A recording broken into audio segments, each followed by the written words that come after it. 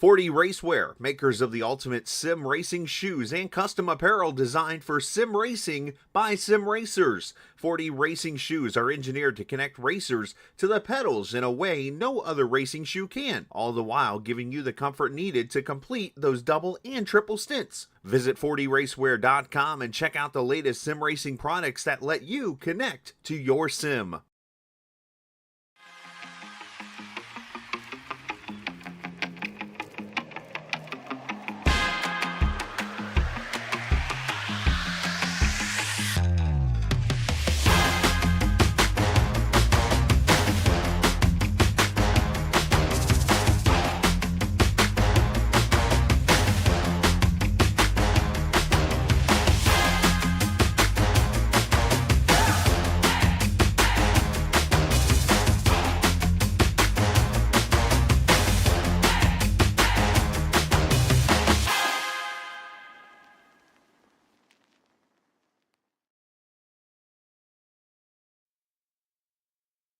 Forty Racewear, makers of the ultimate sim racing shoes and custom apparel designed for sim racing by sim racers. 40 racing shoes are engineered to connect racers to the pedals in a way no other racing shoe can, all the while giving you the comfort needed to complete those double and triple stints. Visit 40racewear.com and check out the latest sim racing products that let you connect to your sim.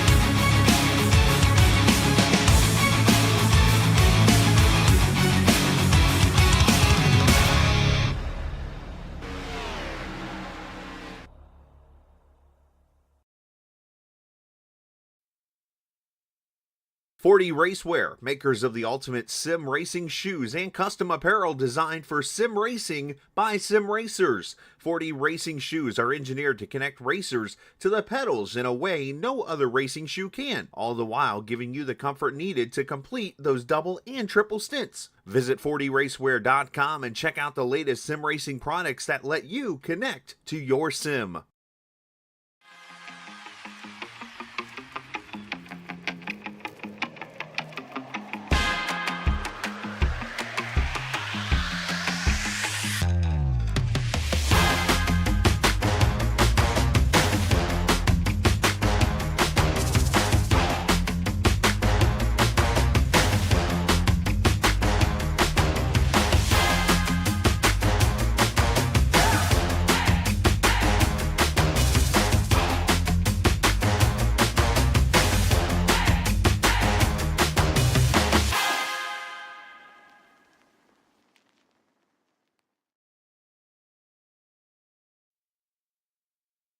Forty Racewear, makers of the ultimate sim racing shoes and custom apparel designed for sim racing by sim racers. 40 racing shoes are engineered to connect racers to the pedals in a way no other racing shoe can, all the while giving you the comfort needed to complete those double and triple stints. Visit 40racewear.com and check out the latest sim racing products that let you connect to your sim.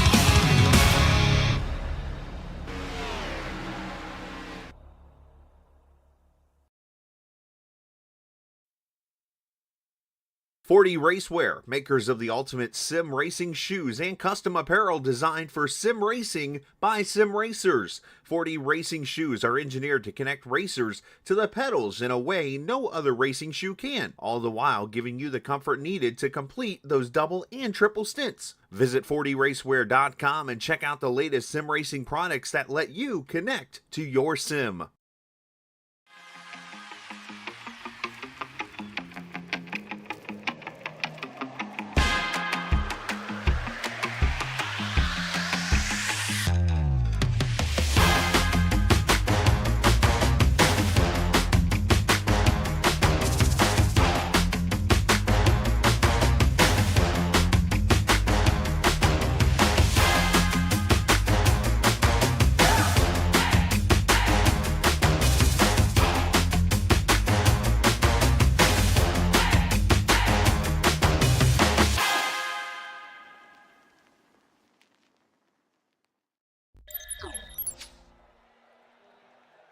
All right, good evening, everyone. Welcome to Green White Checker TV, where tonight we have the Area 51 Tuesday Indycar Series here at Michigan International Speedway.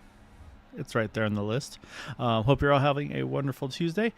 And yeah, so drivers right now, as we speak, are putting their qualifying laps onto the racetrack here to start trying to find their starting position as we're approaching the end of the season. We've got just a handful of races left. Tonight will be race number 11, and obviously, again, for me, one of my favorite tracks here at Michigan. Like I said, this one, Auto Club, Pocono, and Indy, I feel like are kind of the requirements of having to be on the Indy schedule. Just always puts on good racing, so we'll see what they have in store for us tonight. Will be 125 laps, one fast repair available. There are no green-white checkers in this series, and hearing the fuel windows right in that magic 25-26 lap window, and that's, of course, with them pushing. So you never know who's going to try some crazy fuel strategies, but it sounds like should be pretty straightforward on the fuel side of things, pending if and when cautions fall. So we'll definitely be keeping an eye on that. And then last week, Craig Forsyth getting that win at Charlotte Motor Speedway, and that was able to keep him up in that points lead because it is tight at the moment. 7 points between he and Edson Santos with their 8 of the best 10 races. Again, there are 2 drop weeks, so basically it's the best, every best race but the last, or but the worst 2. So in this case right now it'll be 10 races, 8 total being counted, and then obviously after time there'll be 11 starts for some with their 9 best results. So that's always going to ebb and flow a little bit, but right now Craig a 7-point lead over Edson. Stouffer 60 back, only 1 point ahead of Matt Wagner. And those are really the top 4, since a pretty big gap to Hugo, who's sitting in that 5th spot. So we'll have to wait and see how qualifying goes, see where the drivers are going to kind of position themselves here tonight. And Andrew, I'd say this is the big track, one of the 2, especially I'd say the kind of the sister ovals, those 2.5 miles. And I mean, this is a tricky one because there's a lot of drafting here. The swap draft is a place you can make this happen. But at the same time, you can also be pretty white line friendly if you try to hold that bottom, I feel like, tonight. Yeah, Michigan is definitely a track that you could do the swap draft if you really want to, but it's going to be more of a fuel save play. And I love this track so much. I love commentating it more than racing it, actually, because both sides of the track kind of have their own characteristics that are a little bit tricky to follow and tricky to make sure you get right. Especially if the car is a little bit tight, it's tougher to get through turn 3 and 4 in particular.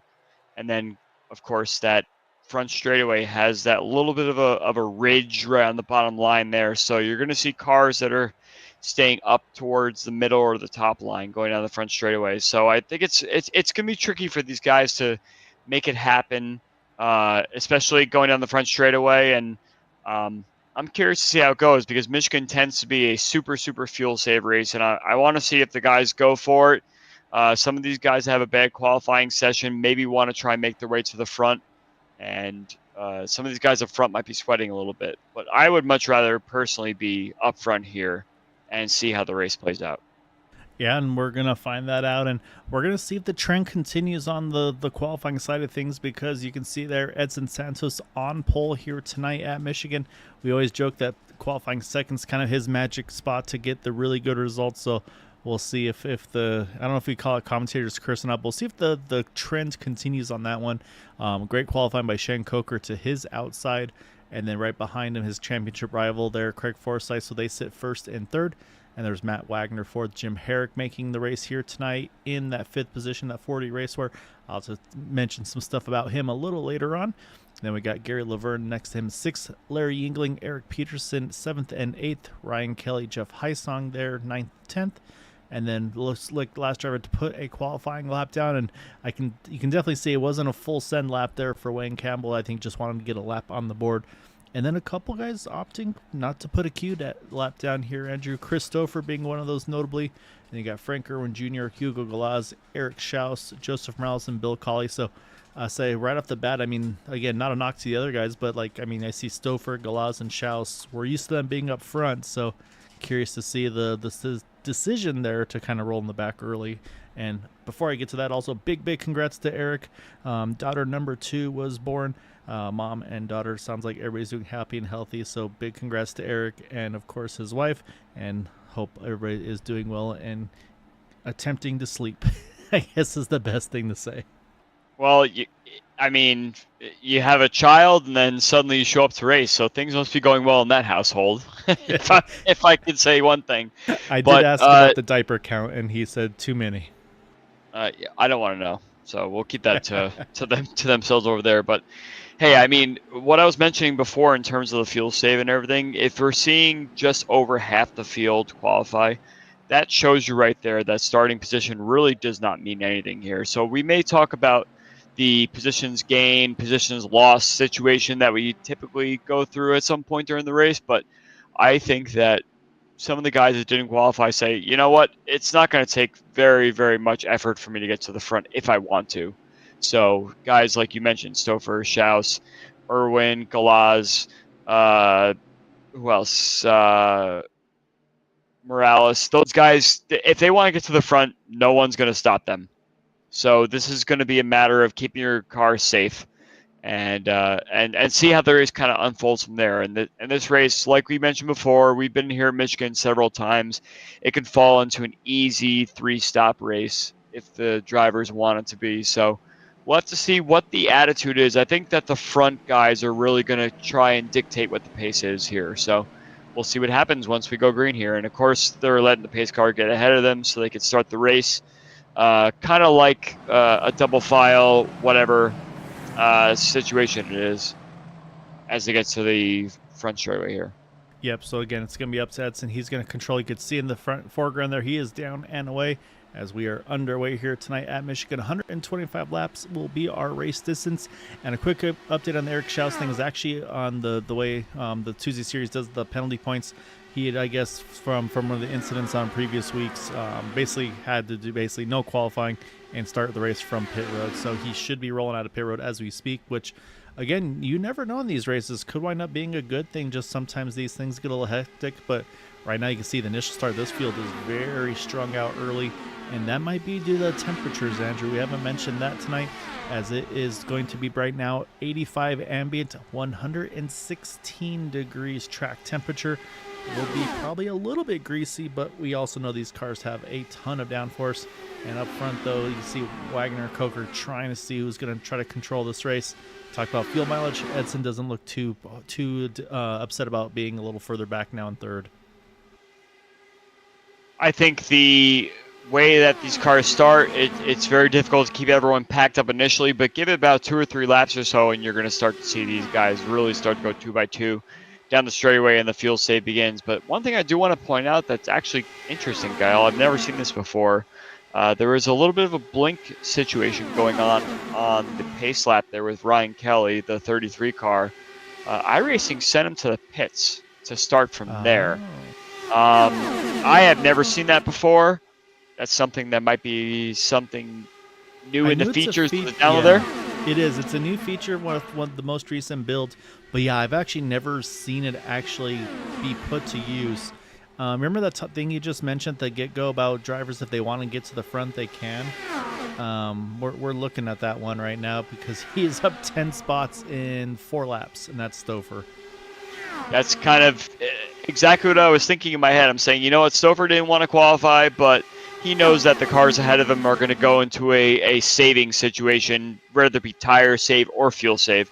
And that's a great opportunity to make up some spots. So Stouffer's saying, you know what? I don't need to even bother. Maybe I'll go out and have a smoke or something like that, or use the bathroom or something in that 5 minute time period. I'm going to find my way up front, and it's not going to matter. But I'm going to keep an eye on this Ryan Kelly situation. Actually, I don't think he's actually exited the pits since that. Yeah, I haven't seen him back on track either. So I wonder if the connection it was so bad that maybe he can't even start the race here. So we already have a car that's not competing tonight in essence, and that's Ryan Kelly. So we are down to 16 cars. Also, Eric Schaus is kind of riding by himself at the back here. I wonder if maybe he's having some.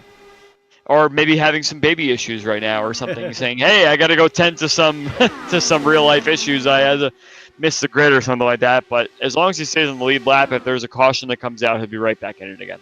And I'm looking at lap times, and last time by Coker ran a 33:15. Schaus actually was a 33:06. And kind of one of those things, because he's by himself, he doesn't have to run these potentially defensive lines. He can run whatever's kind of almost the Q line, if you will, and not have to stress about that. So that'll actually allow him to basically put some good lap times down. But what you see going on right now, though, was Stouffer, like I said, he went full send, and it's like, all right, let me get up to the front. And then he got to the back of Shane Coker and decided, you know what, I'm going to go ahead and park the bus here, save that fuel you talked about, try to see again. It should be pretty much the same strategy in fuel unless somebody goes crazy fuel save. But again, the longer you can go, sometimes the better. Although I've also seen the opposite happen at this track, Andrew, where some fellow who I heard is pretty good at these Indy cars named Nick DeGroot, he actually went for a short pit strategy, came out in the main pack there, and was able to draft back to the front. And so basically doing that, gained all that track position back. And then when everybody else started peeling off into the pits, it actually propelled him pretty much off on his own, just because of everything he was able to do there. Obviously a big gamble when a caution would fall, but it worked out. He played it perfectly, and he just set sail with that strategy. So it's always fun to see what gambles these guys decide to make at times. I think it depends on what the strategy is and how the flow of the race goes. So yeah, that's definitely a very interesting situation. I actually do remember that race very specifically that you're mentioning now with Nick DeGroot. He decided to maybe take a flyer, and you never really know what's going to happen on green flag pit stop situations, if something's going to really mix things up or if it's going to just maybe kind of be like a regular race. I think it's something to try, especially if you feel like you can't get to the front. There are some guys that are saying, hey, there's a wall of cars ahead of me, I really can't do much. Then that's a different way to take the strategy. But anything can really happen around here, and I think that's the case for these drivers that really feel like they can be at the front and maintain the race. But I'm actually watching what's happening now, and Stouffer took the lead from Coker a few laps ago, and he started to kind of almost pull a gap a little bit, and that leads me to believe that maybe fuel isn't really something that's on these drivers' minds right now. Yeah, I was curious about too, and also, like you said, when he did that, you see Coker, he's dropped back a fair number of spots as well in that number 32 car. So again, same thing, maybe he said, all right, you know what, I ran pretty much, led the field, map one, burning all the fuel. Let me drop back a little bit and save extra here, as I do actually see Ryan Kelly has made his way back to pit road here, so hopefully he'll be able to get back out on track here shortly. But like I said, it's definitely a bummer for him. I mean, I got to remember, too, he had an amazing race going last week, or 2 weeks ago, I should say, at Charlotte.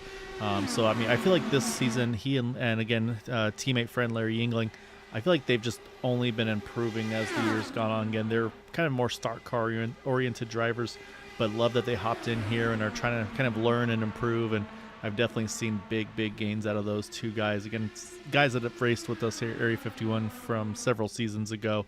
So, yeah, it's always fun to see some names come back. But I got to say also, Bill Cawley, he was about 2-ish seconds off the draft. He just stayed persistent, and he's been able to pull himself right back into the train here, back in that draft off of Jeff Heisung.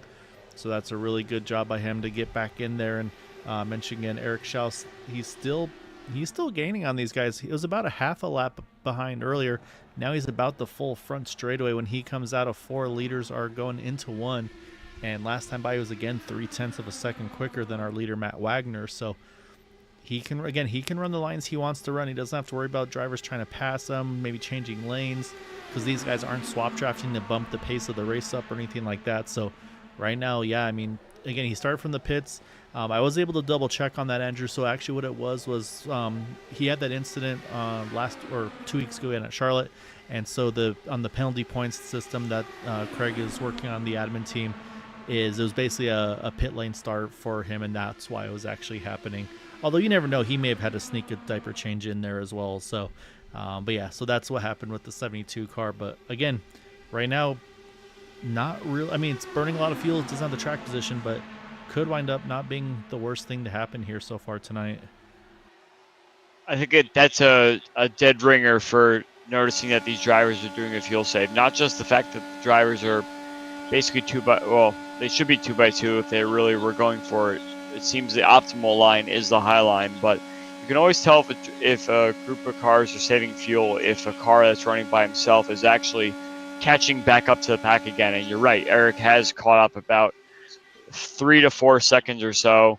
He's about 11.5 seconds behind the pack right now. But if you're running by yourself and you're running faster than the group ahead of you, that's a dead ringer for a fuel safe situation going on up front, which kind of leads to some boring racing when it comes to spectating. But you can definitely tell these guys are scheming what their next move is going to be. If you look at someone like Edson Santos, who's sitting just at the bottom of the top 10 right now, he's saying, okay, I really don't know if I can make a lot of moves at the moment and have the byproduct be that I'm going to burn some fuel. But hey, maybe you'll just kind of prepare yourself for that pit stop where you actually can pick up a few spots if you have a good in and out lap. Yeah, and that's exactly it. And then same thing too, like you mentioned as well, depending on how far you go. I mean, what are your thoughts of deciding, do you pit and max out the fuel no matter what here? I believe it is still slightly reduced fuel tanks, because there are times where you might be putting more fuel and you might have to actually wait on fuel, I should say. It's Matt's starting to break the draft there off of Shane. It looks like we're picking up the pace again. So now it seems, I'll answer your question in a second, but it does seem like games are being played up front. This is something kind of new that we see in this series. Usually people try and save as much fuel as they possibly can, but if you kind of catch these guys sleeping a little bit, you can maybe work with the teammate and say, hey, let's go mix one right now. Let's go full tilt and maybe do a swap draft and catch these guys sleeping a little bit, which is going to, in turn, make everybody else go a little bit faster and change it up a little bit. So this is actually kind of an interesting strategy. Going back to your question that you were getting ready to ask, I know exactly where you were going with it. Basically, you have to make sure you're going with somebody, because drafting, saving fuel, swap drafting, everything you have to do with somebody else. So if you're doing it by yourself, you're going to lose a lot of time, which we see Eric Schaus is going through right now. But if you find someone that you could pit with and you could swap draft with, save fuel with, that could give you a little bit of an advantage.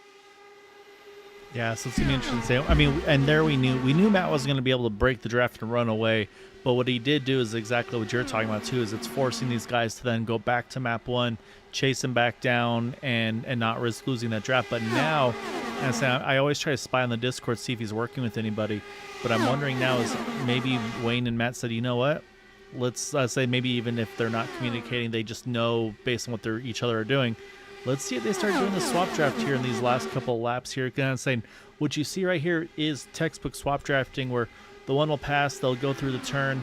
You'll see Wayne here, he'll try to get that run out of 3 and 4, and then he'll pass Matt on the front stretch. And again, Matt's not going to fight him for this position. So from what I'm seeing right now, this definitely is now, the pace is definitely increased here.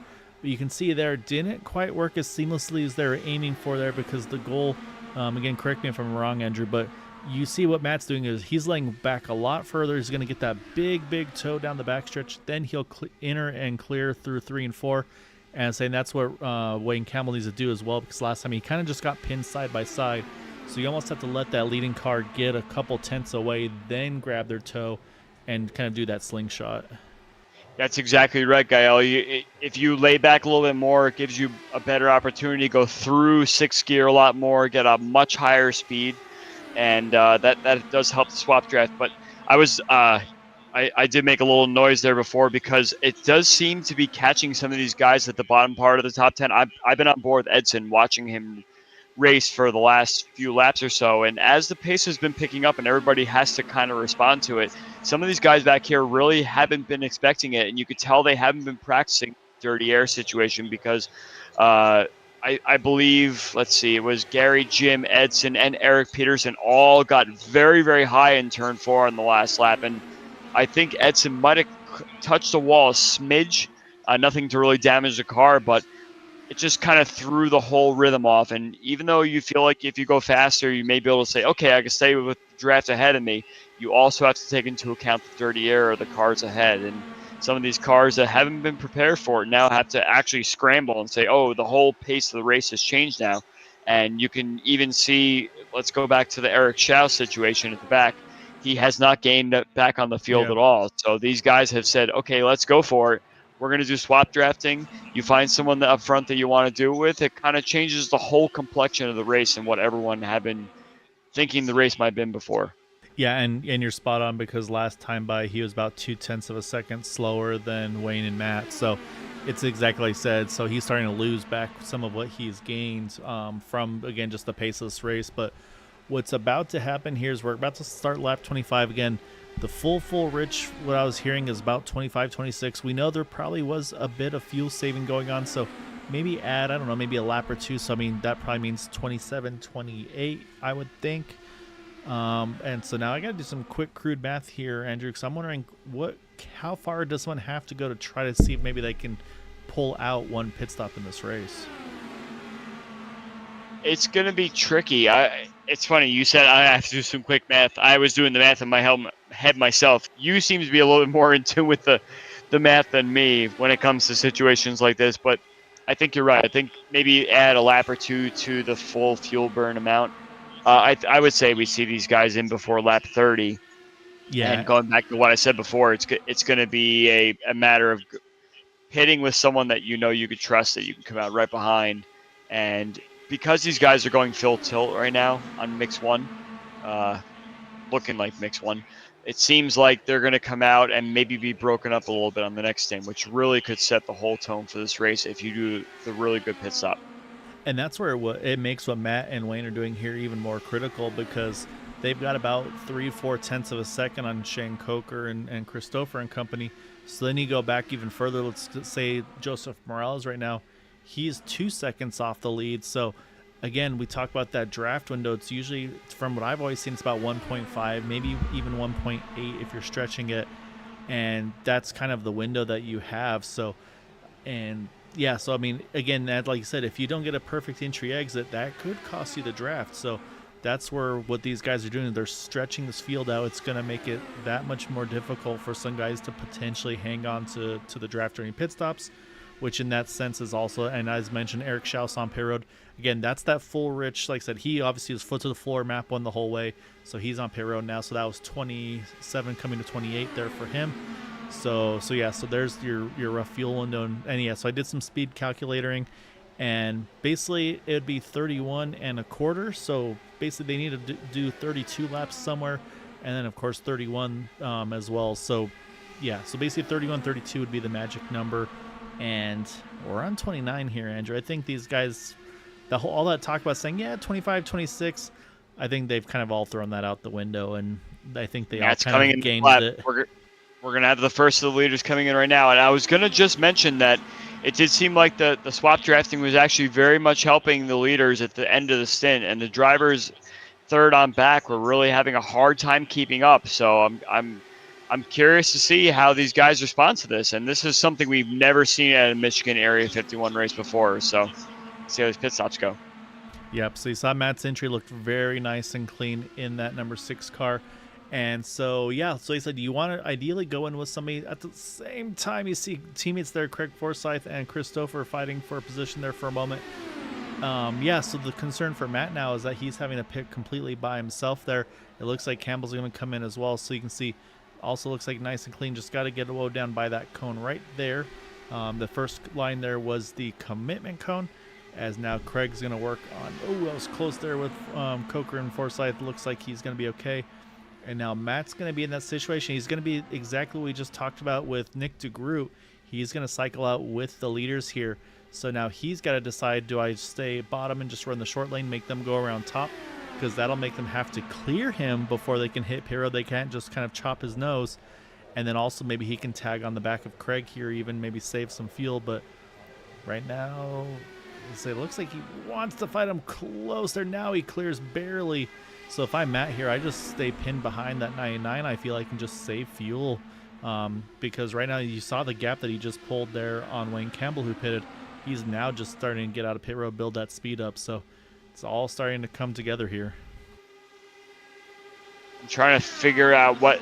So the last lap, it looked like everyone slowed down a little bit, which I found interesting when Coker was leading. Everybody kind of bottled up a little bit on the front straightaway, but regardless, they did catch Matt, and you're right. When you have the fresh tires, when you come out of the pits, you can easily make better moves once you're in the pack, and that helps you decide if you're going to stay in the draft or not. I think Matt would have been better to just kind of let everyone go by, not everyone, but fit himself into a nice spot and let everyone pull him along until it was their turn to pit, because if truly his in and out lap was good enough, he will have the advantage on the next stint, but he will have less fuel. I think here come the remainder of cars onto pit road. And so, yeah, so based on this, I mean, again, these guys have definitely all cut one stop out because they've come all the way to 33. So now it's going to be the race who gets out of pit road the best. There goes Matt Wagner in that 6 car, clearing Stouffer there by about, looks like it's going to be about a second. And then he's going to tag on to Wayne Campbell. Wayne's about 6/10 off. Yeah, starting to close the right way. So it's going to be all about the in and out where these guys come out in relation, because Stouffer's got about 1.7 on Peterson. I think he's probably broken that draft. So at the moment, maybe a 3-car breakaway up front, but now it's up to these guys here. We know Craig is really good on his in and out laps. So yeah, so it's going to be very intriguing to see how everybody cycles through. And there goes the top 2 around. You'll see Stouffer here in just a moment. And then these guys are all going to try to kind of piggyback off each other. And I think we might have a top 4 breakaway.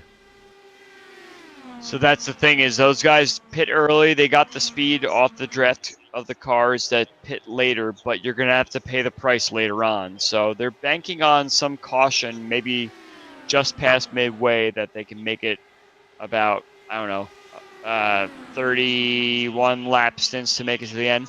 I'm not really sure if they actually did cut a stop away, though, right? So if you think about it, they went to lap 33. That brings you to, oh my God, I got to do math, Kyle. Why are you doing this to me? No, I got you. Somewhere in the 122 range, and that means you need somebody to. I'm sorry, I messed up in math again. You're right, that did cut out a stop. So you needed to go 32 in order to make it on 3 stops. Yeah, so you got to go to 32 for a 3-stopper. They have broken that draft, so now it's going to be up to these guys here. Looks like Peterson and Laverne, they may be the ones that are trying to take charge here on doing the swap draft behind. But what I just noticed Matt Wagner do is he's pretty much dropped back, parked it right behind Craig Forsyth. And I think we're seeing Matt here trying to, okay, I only went 29 laps. These guys went 33. I got to save this run here because I need to try to get back on sequence with them. Wayne Campbell, he went to 30, so same thing. He's about 2 laps off of what they did. Stouffer went to 32, Craig 33. So we've got basically 4 laps, different laps on when these guys all hit pit road. And swap draft is being very successful right now. They're down to about 1.7 seconds. So Peterson and Laverne doing a great job with one another. And that pack goes all the way to 12th with Joseph Morales. Unfortunately, though, the ones that are in a much worse spot are going to be Larry Yingling there, Frank Irwin Jr. They're about another 5 seconds roughly back. And then Eric Schaus, Bill Colley, they've found each other again during the pit stop cycle. But again, you can see the gap for Eric. It's kind of where it was before. So right now it's pretty much, the field's starting to find their way back together. And just that second pack right there, Peterson, Laverne, Herrick, all 3 of those guys ran their fastest lap of the race that previous lap. They are catching, though, very, very slowly. They're 1.4 back now, and all they got to do is maybe gain another 2 or 3 tenths, and they'll be right in that draft range. But, yeah, I find this strategy from Matt Wagner very interesting, actually. He's, okay, I'm going to shake up this whole race and break up the whole pack so it's not a big fuel save. He managed to do what he could to bring a whole pack ahead and say, okay, I'm just going to sit behind you all now and save the fuel because I need about 1 or 2 laps extra in order to get back on that other strategy to cut out the pit stop. But now we see the whole pack is together yet again. And again, I think if the guys up front are really running on the full fuel mix, these guys are going to get a lot of dirty air going. And it just seems like from what I've been watching for the first 40 laps or so, everybody's taking that high line. So it's really kind of a feeding frenzy to see who wants to make the move to go low to pass a couple cars. And I don't see anybody willing to do it just yet. Yeah, and I think, and so now the other thing is at some point here, if I'm Wayne Campbell, you've got to be realizing, hey, wait a second. Now I'm the one eating all this fuel up. So I'm looking at lap times as well, and we're back down into the upper 33s. So it's the 33.7 for Wayne Campbell last time. This time around, it's going to be 33.49, so a couple tenths quicker. But we're back to that situation. Eric Schaus last time was a 33.19, so he's been quicker than the leaders once again. He's coming across the line here, waiting for his lap time, 33.17. So he's gaining tenths of a second once more here. And so, yeah, so again, if he can keep doing what he's doing, I say that can bring him back into the mix. Also, still got to mention these two here, Yingling and Irwin Jr. This is great for them. Again, I can only kind of put words in his mouth, but I feel like Larry maybe hasn't had the most experience with the swap drafting. So this is actually a nice little trial for him as well, where he's able to work with a 44. You'll see they're doing exactly what we talked about, getting the big run, send it into 1, return the favor in 3. And looking at lap times, it was 33.27, 33.22, so about 2 tenths quicker than our leaders who are not doing any swap draft once more. So really, really good job by those guys. Like I said, just they can't give up here. They got to stay after it here. And then, yeah, magic number for Matt. This next pit stop, Andrew's got to be lap 64 in my mind to try to get that 32, basically 32. If he can't get to 64, I think 63 might be enough to then save a little bit more for that last stop, as I think I had a hiccup on the connection side of things. But yeah, so right now you got that big trend going here. I'm on board Joseph Morales, and he's the only car in this pack right now that's going a little bit low and trying to pick up spots. He's going side by side right now out of turn 4, and I think he's going to get another spot. He was at the back of this field, or the back of this line before. He's picking up spots like crazy right now. Actually, I think he might. Wow, I think he's going to pass about 6 cars on the front straightaway. Joseph Morales going for it on the bottom line. I'm sure these guys are willing to do anything to let somebody take the lead right now, this pack, and save some fuel behind them. So Joseph Morales from 10th to 1st in 1 corner. Yeah, so there's that pace you talked about. And yeah, I just saw that last lap. Wayne Campbell's in the 34-second bracket. So, yeah, Joseph said, you guys are doing a lot of fuel saving. And, I mean, good on him. Again, we always talk about Joseph as being one of those guys that just kind of cruises, stays out of trouble, and tries to make sure he's there at the end of the race. So he said, hey, you know what? These guys are running so slow right now. This is my opportunity here. I'm going to jump to the front of this field. I'm going to get some laps led. I say we'll steal some TV time for him too. And I say with the train going here, I say, Andrew, this is probably about the perfect time to run through the field, show off our paint schemes, show off our drivers. And we will lead off exactly with that guy right now. Our leader, Joseph Morales, started in 16th position, now up to the lead, plus 15 for him. Wayne Campbell, he's been leading a lot. Now they're going to start to do the swap draft potentially as well. So put Wayne back to the front at the moment. He started in the 11th position, now currently again the lead. We'll watch see if that swap draft continues. Stouffer, we saw their big moves in the opening stints of that race, got right to second place and then pretty much just parked the boat, as he now is in third, right in front of his teammate Craig Forsyth, our points leader entering tonight's event. And then, of course, as soon as I do this, everybody starts going 2 by 2. So now move Matt Wagner up to 4th in that number 6 car again. Matt pitting at lap 29. Most of the rest of the field has gone past that 30 mark, so he's going to have to be big fuel save. But as soon as I say that, it looks like he's starting to try to get racy again. So does that mean maybe he doesn't have the fuel for it, or is he just thinking, all right, I have a number I'm okay with and I'm going for it? We'll have to wait and see. But he's going to the front, so I'm curious about this, but we'll have to see how it all pans out. Let's keep moving back, though. You got Shane Coker there in that number 32. Saw him up front earlier on in this run as well, right in front of Gary Laverne in that number 34. Got a couple Votive Racing cars there, nose to tail. Eric Peterson right behind him. sitting in the 8th spot right where he qualified. And then that number 40 4D racer car of Jim Herrick. I got some gloves today, Andrew, and I really am excited to start breaking them in. They feel really comfortable. They're the new like mesh type ones, and yeah, I was saying this is not a sales pitch at all. I was able to finally get them in the mail, and I'm very excited to try them out. So big thank you to Jim for everything he's been doing with the league. And then again, he's got a lot of new products on the websites too, so definitely check them out at 4draceware.com. So big thank you to Jim and his company for all the support they've given. And then you got, I always like to call him Mr. Fuel Save lately, because Hugo's been one of the best on fuel lately, as he sits in the 10th spot up 4. And then second place at points, Edson is, Andrew, he hasn't shown his hand yet. He is just biding his time. It's going to happen at some point. We just don't know when that's going to be as of yet, as he right now sits in 11th. Jeff Heisong, same thing. He's just been on cruise control there in 12th position. And then look at these two, Larry Yingling, Frank Irwin Jr. They worked that swap draft. They burned a lot of fuel doing it, but they are back in the main pack. So well done to those two in that 67 and that 44. And still closing slowly but surely, Eric Schaus. He has yet to give up. He's trying to get back there. He is definitely closer than he's been in this whole race, about 4.3 seconds off of Irwin Jr.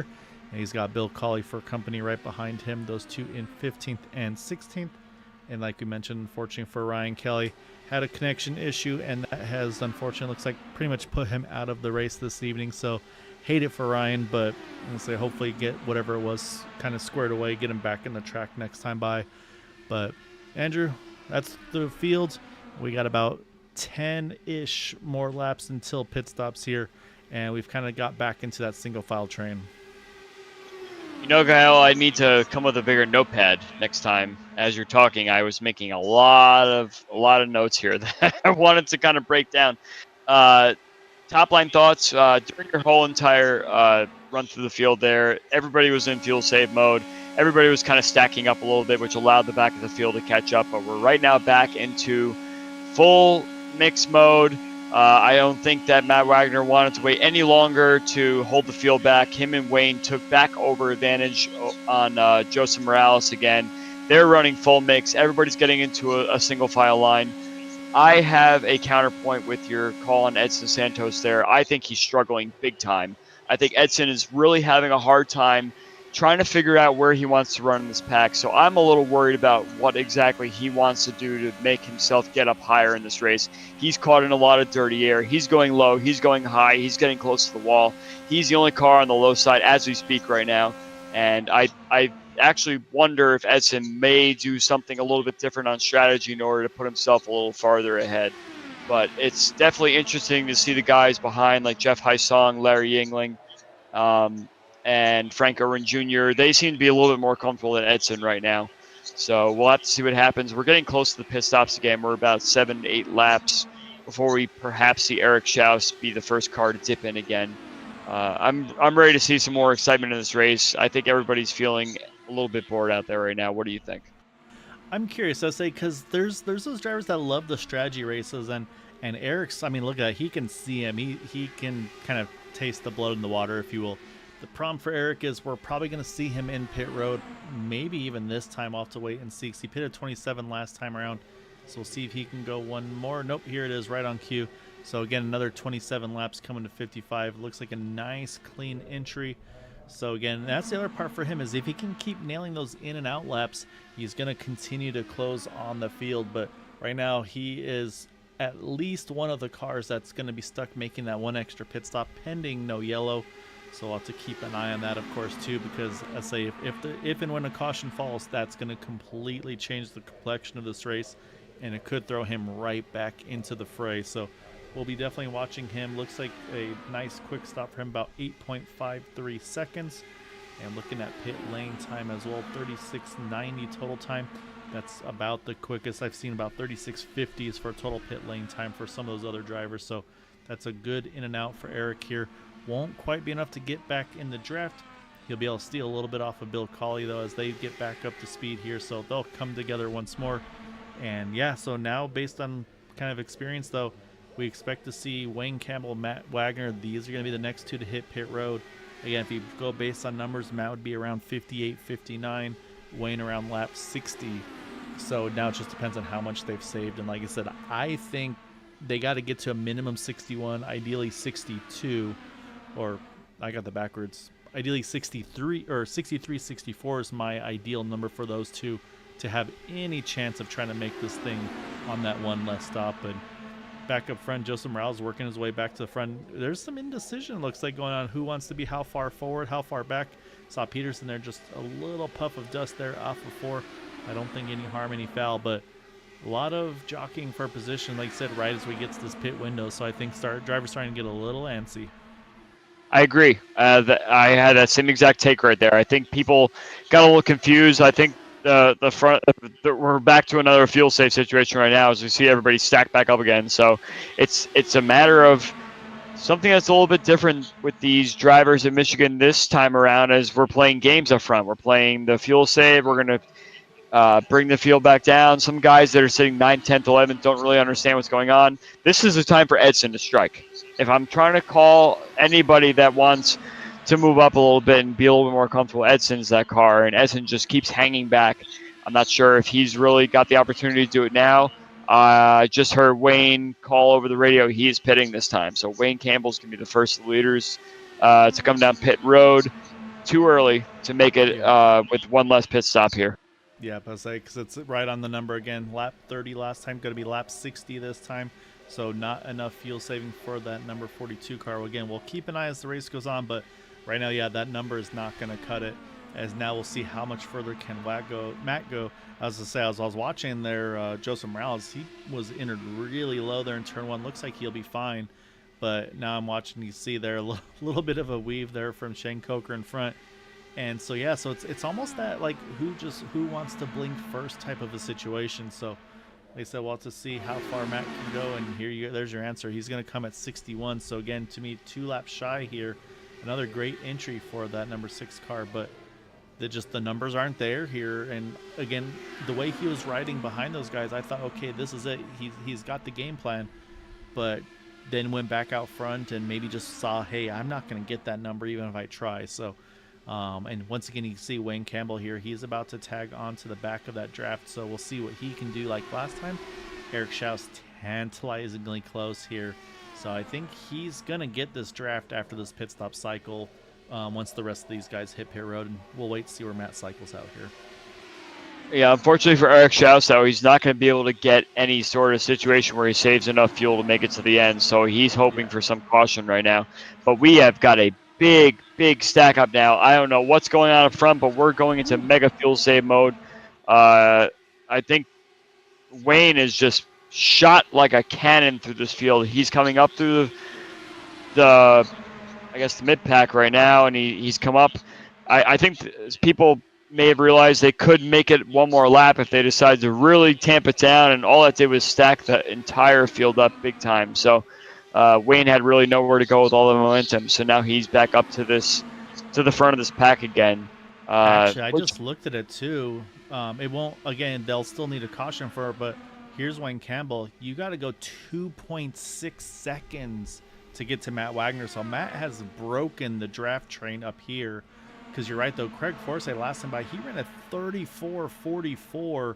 That is 2 seconds slower. We've seen some of these guys do easily. And truthfully, I'm not 100% sure why, because I feel like easily in the window, we're halfway now. And there's Eric Schaus. Same thing for him. He's just going to pass these guys like they're standing still. And I think Wayne had a bad pit stop, actually, because he came out at the back of that pack. Yeah, he was total pit time was about 2.5 seconds slower. So we always love to look at the pit lane time, Andrew. And so Matt Wagner total pit lane time was 36.32 seconds. Wayne Campbell's 38.90. So 2.5 seconds quicker. And Matt, like I mentioned at that point, was 2.5 seconds quicker than those guys. So here comes Larry Ying, Frank Irwin Jr. Again, they had to burn a lot more fuel to get back to them. This makes perfect sense why they are in at the moment. And yeah, I'm wondering if these guys are just doing all the extra fuel save now, potentially, Andrew. That way, then this last run, they can just go, you know what? Okay, now we can map one it all the way. There's no saving at all. I'm wondering if that maybe is the strat here for these guys as I'm watching Craig run low here. Wonder if that's his sign that he's going to hit pit road. And nope, answer is no. Here comes a few, though. It's going to be Peterson and Coker coming in together. It's actually a very interesting thought there because it makes it seem like if you made it just over halfway through the race without with being able to pit just twice, then you should be able to cut one stop out. But there is still some saving that needs to happen there because, as you see, Eric Schaus on the full burn is only able to do 27 laps. So I think it's very interesting that Matt had a good stop there. I almost wonder if he said, you know what, I'm going to have to do 3 pit stops. Let me take a little less fuel and get out ahead of the pack. So he knows that everybody's going to be saving a little bit of fuel. So if he runs the same pace that, say, Eric Schaus was running the first few laps or so, he might be able to pick up a little bit of time and perhaps just do like a splash at the end. That's going to be a very interesting strategy. Yeah, because right now, again, here's Craig there, and then where's Matt? I say there's the gap, and I mean, again, and so for Matt now, he doesn't have to worry about his mirrors. He just needs to drive. So we'll see again, I think. Yeah, okay, so here comes Craig. He's going to bring in a handful of drivers, Herrick, Santos, Glaz, and Haisong. Looks like nice, clean entry, especially for as many of them were grouped up together here. And so, yeah, right now, again, I'm looking at the pit stop times, and it was just a great pit stop for Matt there. I was going to say Stouffer actually had an even better pit stop, total pit lane time.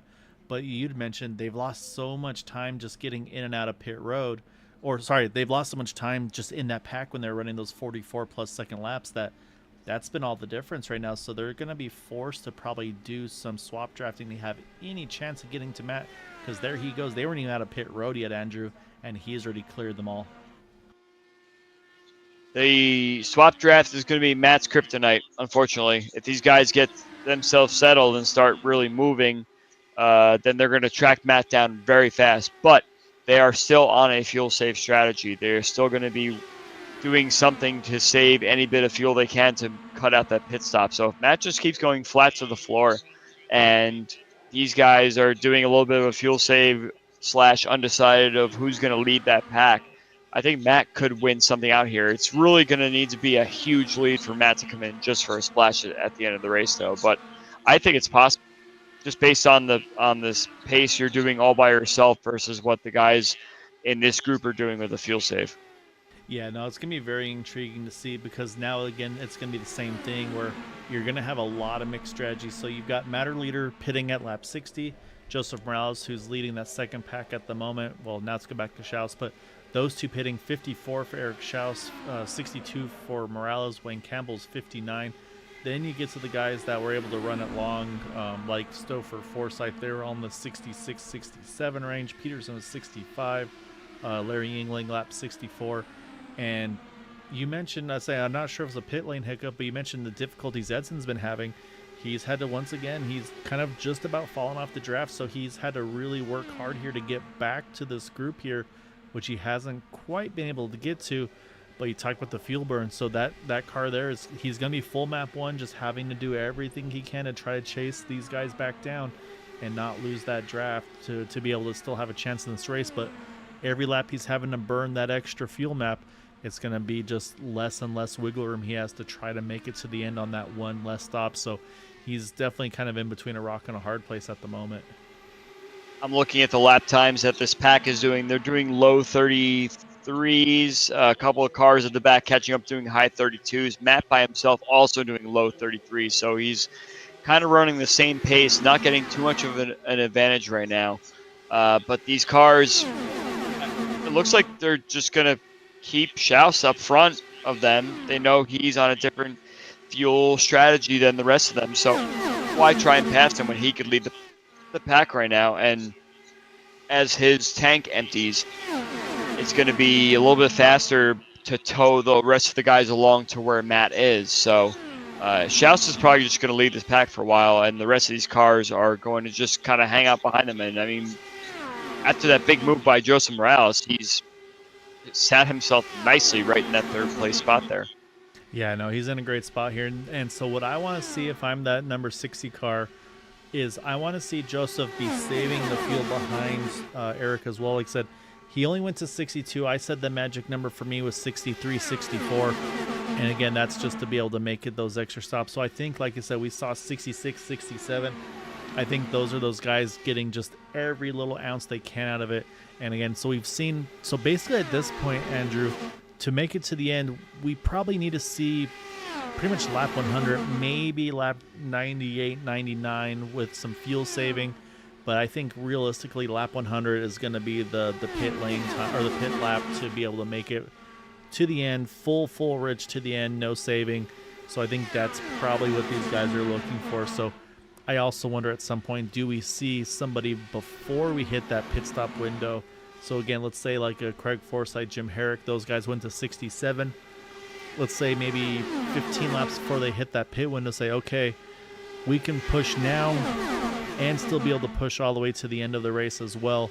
Maybe they make that late charge to the front of the field before they make that final scheduled pit stop. So that's what I'm going to be watching now. Is again, this has definitely been a very, very strategy-oriented race versus that outright kind of brawl that you could see here as well at times.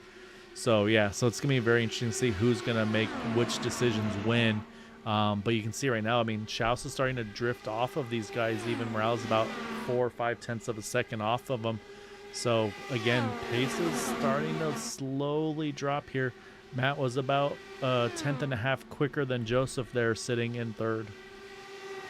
Yeah, I think the problem that Matt has, maybe not Matt particularly, but because Schaus is on the full mix strategy, he is going to be full mix as well as Matt being full mix. So theoretically, they should be running the same lap times, which is basically bringing the rest of the pack forward with Eric wherever he's going.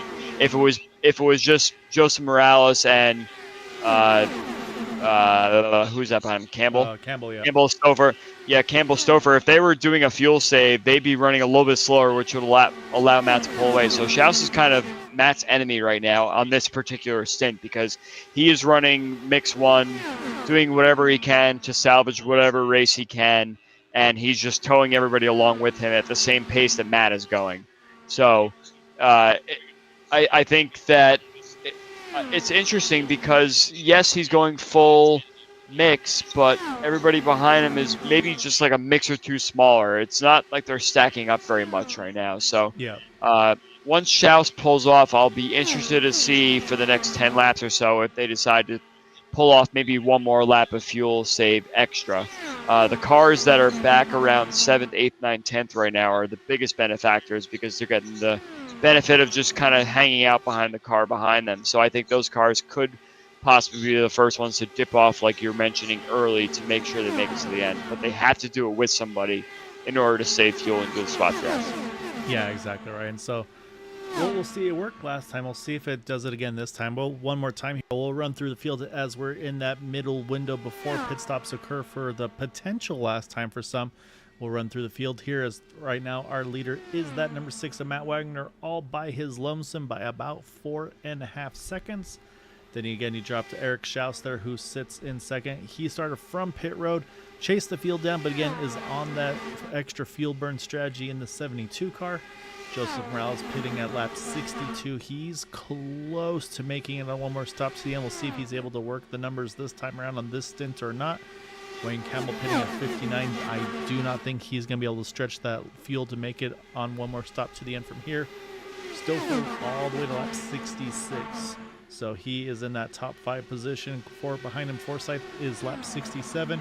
And then Jim Herrick there, also lap 67. That's also 3 40 Raceware cars lined up together there. So potential teamwork you mentioned there, get in and out together, try to kind of chase that group down if they need to. Then keeping one eye on Schaus here because I think this is his lap. 27, 54, 81 should be this lap. But yeah, we'll keep an eye on the lap times. That's a good call. Yeah, Peterson's still sitting in 8th right where he qualified. Then you've got a couple of those votive cars there. Shane Coker in the 32. Gary Laverne right behind him in that 34. And actually, it's at Hugh Claus. So another team of 3 lined up, 1, 2, 3 as well. Then you got Larry Yingling here in that 67 car sitting in 12th. Edson Santos caught back up to him again. We don't know what kind of fuel burn he's had to do so. And then Jeff Heisong right now, the last car in this main pack in 14th. Frank Irwin Jr. unfortunately lost the draft during that pit cycle. He is on his own in 15th. And then right now, Bill Colley, same thing, kind of off on his own in that 16th position. As, like you said, we're just about to get to that first set of pit stop, or sorry, potential last set of pit stops and right on cue.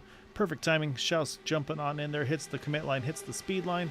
Looks like nice safe entry there for him. But again, obviously from here, there's no question one more stop will be required for that 72 car here before the end. All right, so he made it to 82, so he did save one lap during that stint. Probably during that mix of all the cars coming out of the pits, he probably put into like a mix 5 situation and was able to pull one more lap out of it. Maybe he was teetering on one extra lap before, but that's what really solidified it. Look at Edson Santos. I think you were mentioning before that he got stuck out on that last pit stop where he had to catch up, but now he probably said, you know what, I'm not going to make it. So now he's finding himself on the inside, and he's going to be able to pick up a bunch of spots just like Joseph Morales did. So let's see what Edson's strategy is going to wind up being. Yeah, we'll have to keep an eye on that. Schaus is also going to merge right back out. There's a close call there between Edson. I think that was Jim Herrick. They had a close moment there coming out of 2 down the backstretch. And so this is maybe a perfect case scenario for this group here, because Schaus comes in pit road, comes out pit road, and once again, he's going to lead the train here, Andrew. So this is almost kind of best case scenario for these guys, because we're talking about the pace maybe dropping once he does go ahead and pit. But now that he's back in front, he's going to be able to do the same thing again. But you can see he's also kind of trying to break the draft a little bit, I would say. But in that small amount of time, though, we talked about that 4.5 seconds.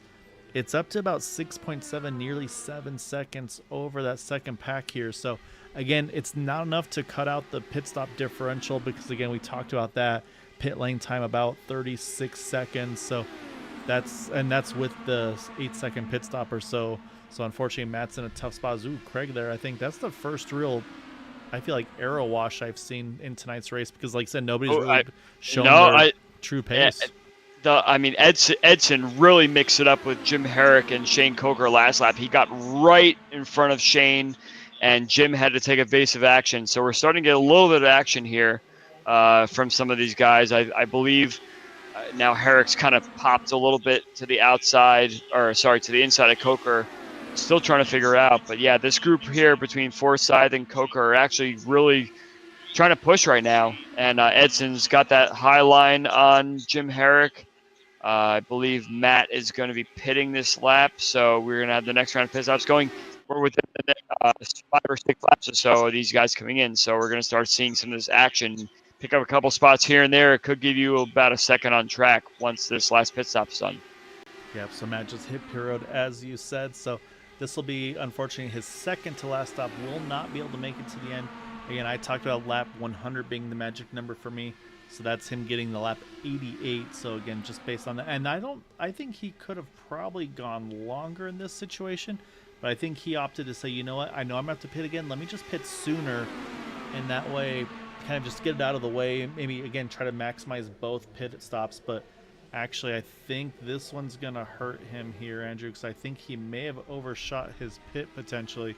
Yeah, it would be very bad. It'd be very bad if Schaus catches him because that's going to pull Matt right back. And as you see, Wagner is still on the access lane. Schaus is on the same strategy as him. So if you see Schaus pull down low there, he's going to get any sort of drafts he possibly can. And if they catch Matt, Matt's race is over. No, I'm going to go back. We're going to take a look to see what happened because there's definitely something that occurred to Matt here during his pit stop. So let me pick up the speed here. And so I'm wondering if he maybe had to overshoot and reverse back into the stall because I'm showing his pit time being 13.3 seconds, which usually that'd be an extra 5 for a front wing change. But we'll get a good look here and watch and see. And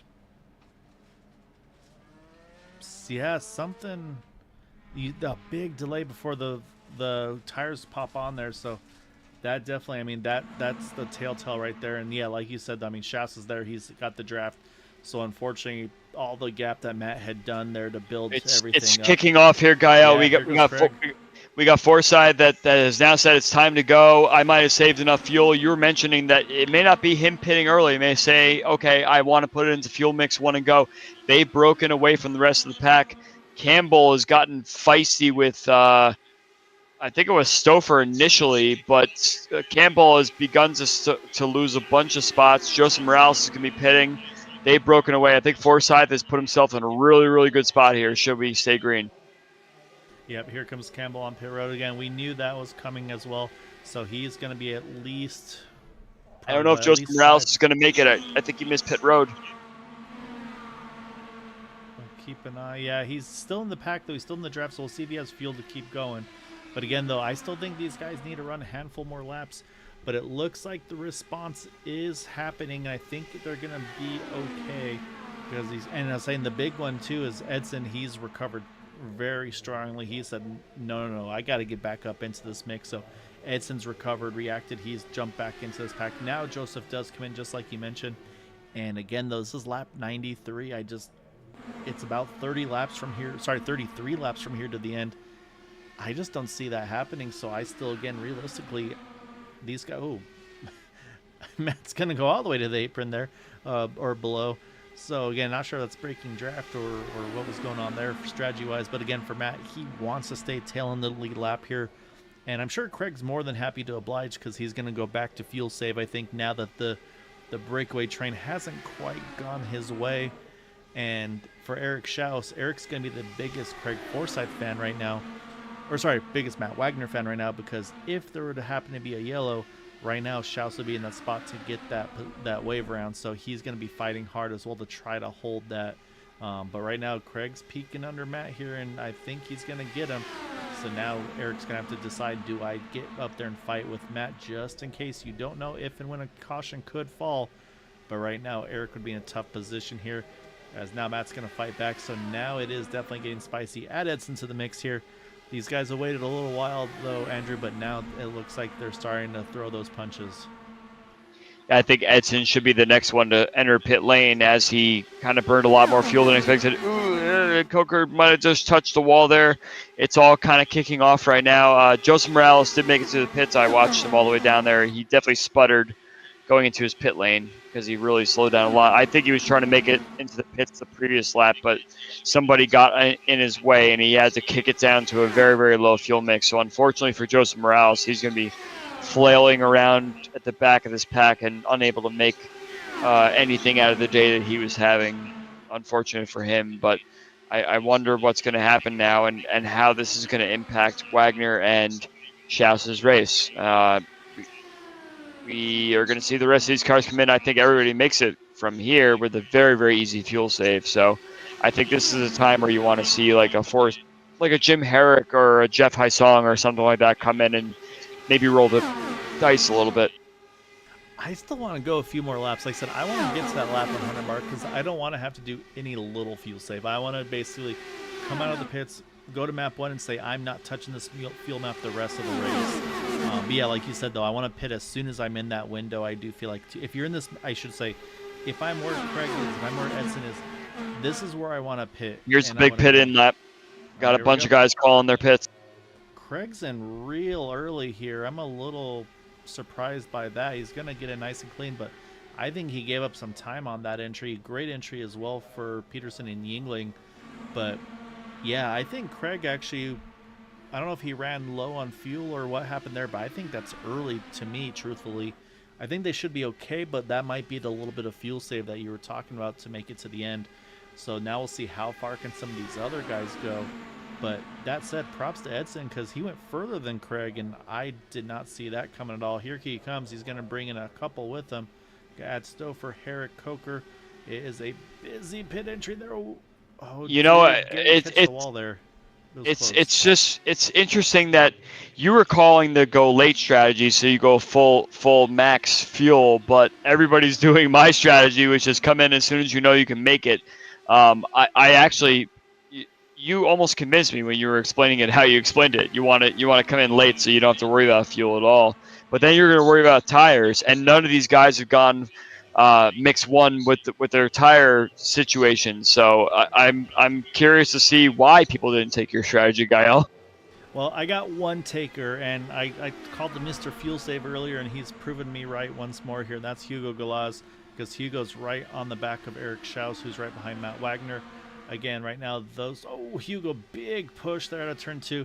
I think that might be the sign, hey, you know what, I better come in and take tires in that number 57 car. Hugo's coming in. So now we got to see how he's going to come out. Because you can see there's Craig, there's Stouffer.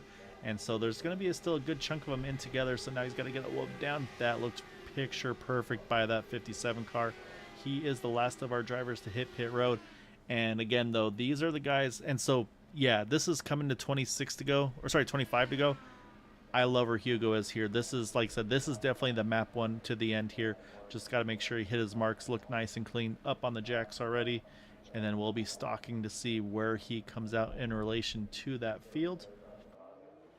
Well, Jeff was in the lap before, and that's actually interesting as well. So I think he should be good on fuel as well. It's going to be close here. He's going to have to hustle because here comes the field building speed. Or sorry, as he's building speed. So he's going to have to try to tie onto some draft here. And it might be from... He might catch Jeff. Heisong. You see who else just came in the pits doing his final stop. Yeah, there's Matt Wagner. I say he can make it to the end from here. I was curious to see if fuel only possibly for that 6 car, but yeah, so now it's kind of all bets are off. So Matt, yeah, he went with the short pit, said I'm just going to pit once I'm in my window. He's down and away about 5.8 seconds in that number 6 car. So that's yeah, no tires. So, yeah, so that's no tires for sure on that one. So now I got to watch Hugo. And I always talk about that ladder draft here, Andrew, where you kind of steal a draft off a car in front of you and pull you back in. And this could be actually exactly what behind him, Larry Yingling, Shane Coker, Gary Laverne, this is what they need. Because right now they were out of that draft, but if they can catch Hugo, who's catching Jeff, that's going to bring all of them 11 cars back into that lead pack here. So it's going to be big for Hugo here. Again, he can go map 1 to the end, but he's clicking the wrong way right now. It's down to about 1.4 seconds, or up to 1.4. Now, as I said, it's going back to the 1.3, so maybe tire temps finally getting to where he needs them so he can really start to hustle. Now that we're done with the pit stop rotation, I want to draw your attention to a friend we have in the chat here. It's Mama Shouse.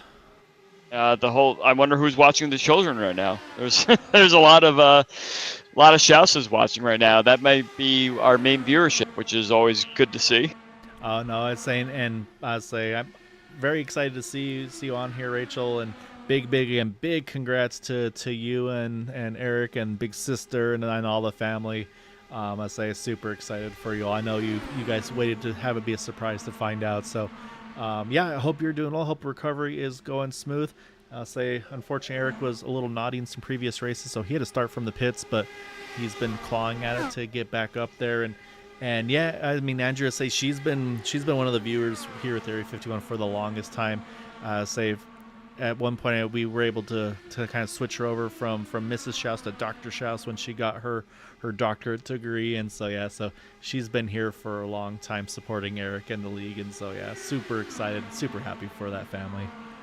Yeah, it's great that there's some availability to come tune in and watch some racing. I'm sure it's a little bit of a they better be in bed by now. I say it's East Coast for them. It's late. That's why she's watching.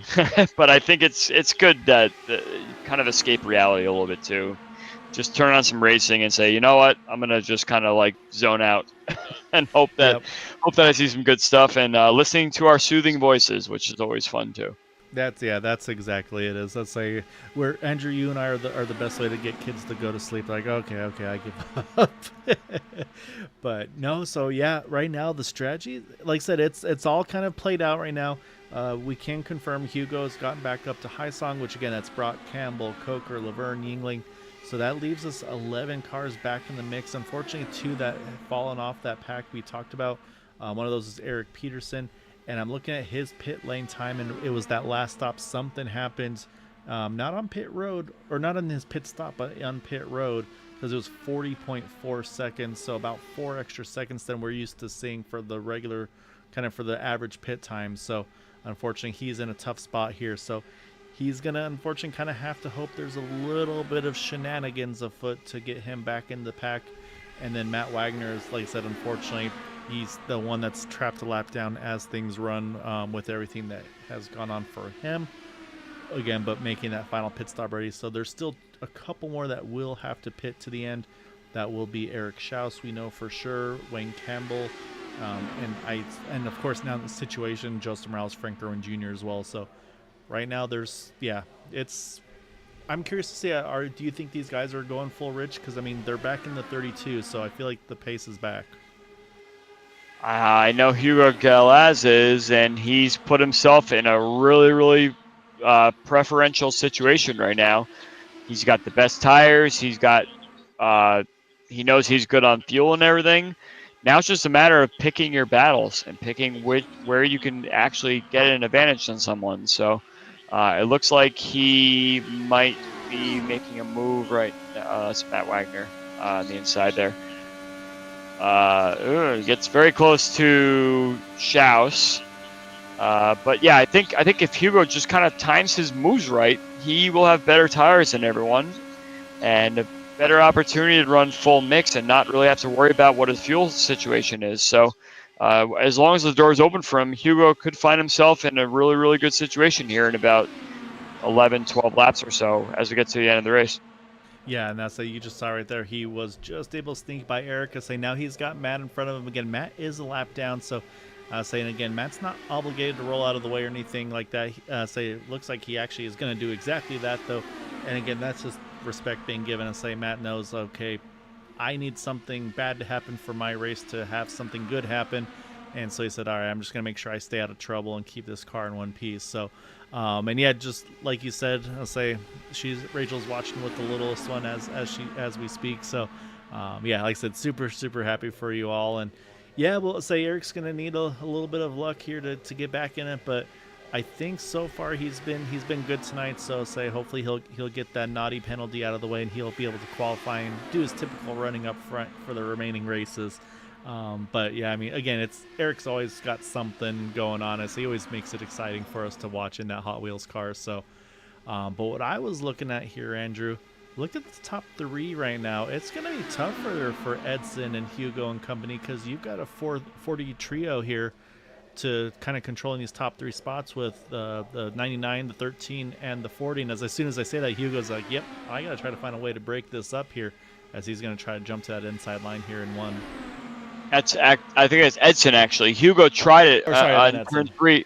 Yeah, well, Hugo did try it on turn 3 last lap, and he almost had it done, but he got the dirty air. Edson's going to be trapped on the inside now.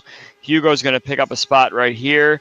It's so hard at Michigan to really find the best line, and I know I say this all the time, but this is a track that has Chris Stouffer written all over it. He loves this track. If I were Hugo, I'd just watch whatever Chris is doing and hope that whatever line he does, I can do to win the race here. So you run high in some corners. You could maybe do a little bit on the roll bars to get your car to roll a little bit on entry and do a little bit of a slide drop out of turn 4 in particular. There's so much you could do here. It's all about observation and picking your right moves. And I think Hugo's been doing it really well, but you also need the doors to open a little bit in order for you to get a little bit of an advantage. And like you saw there, you mentioned earlier with Edson running the inside line, and then the outside line was where the draft was. And again, I'm not gonna say there's team strategy or things like that, but again, a lot of these guys are in communication with each other in Discord, where Craig and Chris and Jim can be like, hey, I need help in this lane, and so one of them can move and give him the tow that they need to maybe try to clear that lane back. And so yeah, so I mean, again, I wouldn't say team orders per se, but like, yeah, I mean, you can definitely work and try to help each other out as best you can, and especially when it's something that's very draft oriented like this. So it'll be really interesting to see. But I love right there, Hugo, a great run out of turn 2. Can he get to the outside? He can, but now I'm going to watch the draft here, and this is where I thought maybe we'd see them move to the inside. But look at Edson. He's going to go bottom 3.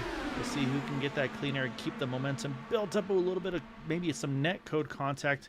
Hugo somehow held on to that number 57 car. Well, Jeff has also entered the picture, the other guy that was the lap before Hugo. So Jeff has a good opportunity here as well, and I think Jim is starting to get a little bit desperate in terms of what tire life he has left. He gets very close to Edson there. It really did work out for Edson going bottom of 3. That's going to be something that these guys are really going to be looking at. As you see, Jeff is doing the same sort of thing right now, so I think Jeff might be working his way forward as well. But how much tire life do these cars in the top 3 have ahead of them that Hugo and Jeff are coming? Yeah, and I think what happened for Jim Herrick is he was just in the worst place of them because he was third of the three. Craig and Stouffer were able to. We're gonna go close because that was close between Craig and Edson there, but he was kind of getting the dirty air because it was Craig and Stouffer doing the swap draft, and so he was basically getting dirty air off of one of the two of them the whole time, and so I think finally that's where those tire temps gave in for him, and then again with these cars here, once you lose any momentum, these guys are just going to swallow you alive. So Look at now that. they've gotten that back, and we're down to 7 to go, and big run for Edson there through the tri-oval. I think Stouffer got that little lip of the bottom line that I was talking about right in the beginning part of the broadcast here, where the car. Oh, there goes Stouffer. He's put too much weight jacker, and it's Stouffer in the Oh, wall. huge hit. That is very much not like Stouffer. Yes, and we'll go back. We'll take a look, and that's going to be It the first started in yellow. turn 4. I think that's where we want to start to look. He got very, very loose there. I thought he hit the lip of where the banking started to come off, and then it happened to him in turn 2. So yeah, we'll jump back here a fair bit here. So we're going to focus on Stouffer, like you said, coming out of 4. And we'll try to get a better angle of it here, see if we can look a little tighter. This should give us a great shot. You'd mentioned, yeah, the different exits here, and I think actually I'm on turn 2. So let's. Oh, actually that's where he spins. So let's go back even further. There's there. Yep, you already see it kicking out right there. So let's bring it back a little more. And man, you are right. That car steps out and then some through 4 here. And also, do you think does that slide right here, does that really heat up those tires as well, or then he's having to kind of, it's almost one more thing against him? But yeah, that's a big save right there right off the bat. Catches it, but then obviously we saw the issue that he has then coming out of turn 2 here. So we'll pick up the pace and we'll get it back road down here out of 2. And also I'm watching there, he's straddling the seams here, Andrew. That's what I was trying to say. The seams. The seams is the word I couldn't come up with.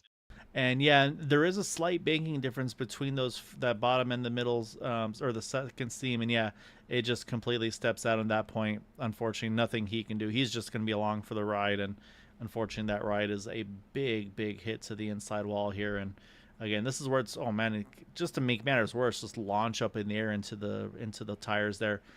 This is where you're really glad it's just a simulation versus the real deal, because that is a massive hit. So we'll jump back live, look at the strategy now here, Andrew, because there are no takers for pit road.